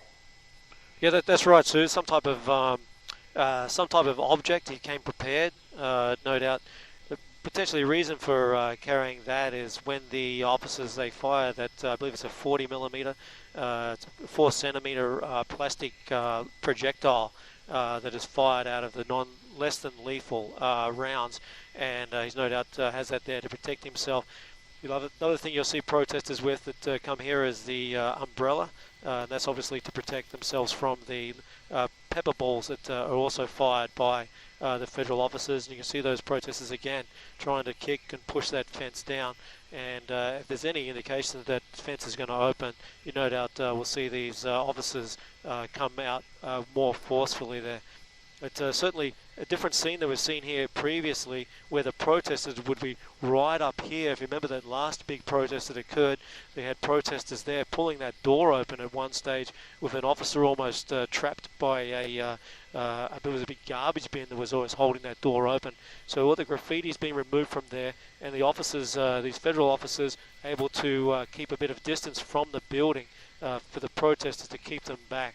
This fence, no doubt, doing its job there. Traffic-wise, I'll just pull that a little bit wider to give you some indication. I don't see any indication of LAPD. I'll just ask Pilot Chris to keep an eye out for me if you wouldn't mind if he sees them. But this is Alameda and Aliso, who exit the freeway there normally. If we pan over to the right here, you're looking at Union Station, just to give you a good bearing of the lay of the land here. The traffic here obviously being squeezed down to one lane. Good thing is, though, they don't appear to be hassling drivers as they're trying to make their way through the area. Certainly if we see that happen, LAPD will jump on this straight away. But again, the people that appear to be here maybe came out here to this No King's Day protest with the intention to actually come here in the first place and cause some strife, Suze. Absolutely, yeah. There are definitely people who came prepared, as you see those that are closest to that fence, that new fence. Justin pointed out that was installed only recently, not really sure when, but the last time I was in front of the federal building, it wasn't there. So we're watching as these people, they knew to bring those gas masks. I mean, those are military grade gas masks, aren't they, Justin? When you can stand taking some kind of chemical agent in the face and in the eyes, and the only thing that's going to protect you then is going to be some kind of eye coverage, and then also that gas mask there. So it's interesting that they came prepared for this. They knew that was the possibility, that once they start raising their objections in a way that makes the federal workers feel at risk, in danger, then they can move forward and aim their weapons at these demonstrators. Yeah, that's right. So just taking a look here at the federal officers here. You see them there. This gentleman here in the camouflage, I believe he's holding a paintball gun, which fires those little balls, and they have a little chemical agent. So they have the two reason there. They not only do they create that sort of chemical agent in the air that makes it difficult to be, but it's also they hurt a little bit when they hit you. They tend to leave little welts. This guy here in the center of frame there has the much larger weapon. Now that's the one I mentioned that fires the larger canisters. You see the big bits of smoke. And to talk about the people coming prepared, we've got somebody throwing something there at them. Looks like a water bottle just being thrown at the officers. Coming prepared, just from up here in Skyfox, I can see that not necessarily military grade gas masks. That's a member of the press. He has one. But these other people tend to be wearing, if you go to Home Depot, and if you're going to do some serious painting in your house, you're going to buy the best mask you can buy. Now those filters are the key. So those filters that the gentleman there in the center in the hat, the backpack, blue backpack, those filters are designed that he'll be able to stand there and withstand the chemical agent if it is fired. So and you can see him there trying to pull the mesh metal fence apart there, and I don't think it's going to be before long before we see these federal agents step their game up a little bit and maybe move this crowd back, because the last thing they want to see is any issues with this fence, because if it does, they're going to find the protesters back in there against the wall or into the driveway or the loading dock where they've previously been. Again, Liso here being pushed down to one lane, and I'd estimate this crowd to be around about 150 to 200, Suze. All right, Justin, we're going to go to Mario Ramirez. He is walking in the downtown area. We recognize the front of the City Hall there facing Grand Park, Gloria Molina Grand Park. And Mario, looks like your crowd is dispersed altogether, pretty much. Yeah, you can see the crowd here. It's a lot, a lot smaller than when we started showing you the crowds. I don't want to get too close to the sound here because they've got speakers here getting the crowd pumped up. But if you take a look here at Grand Park earlier when we were out here, the entire grassy area was full of people as we were watching this specific No King's Day protest get underway. And organizers had expected 50,000 people here to fill the streets for this protest, and it's hard to tell exactly how many people were out here, but as we've been showing you from Skyfox, massive crowds. We started seeing a steady stream of people arriving in the morning, 10, 11 o'clock. They were already making their way here in the downtown area. So as things are starting to slow down, organizers say they plan to be out here for another maybe 45 minutes or so. They don't want the event to go on too long because they know once these crowds organizers leave, certain things may happen, and LAPD may start to move in, and that's when things may start to escalate. So Mayor Bass, we've been watching to see if she has had any comment on these protests. And we know earlier she had just urged demonstrators to remain peaceful, and that is what we have seen out here. The big message has been unity and community support out here. We have been talking about the local organizers as well. 5051 SoCal, local grassroots movement that is against the political policies that the Trump administration has been enacting, and they've got support from 30 plus groups out here. So that is why you've seen all these different local unions out here, all these different immigration rights groups, and you still hear some of the chanting out here from different groups. So let me ask these guys, hey guys, we're live right now. Can I ask you what brought you guys out here? The march? No? Yeah. No. All right, no problem. But it looks like you guys are having a good time. Yeah, you guys enjoyed the march? Yeah, they enjoyed the march. It was a little warm out here, but we definitely got our steps in here, Susan. Mario. They're turning around. Exactly. The first time we've got the shy people when the march is over.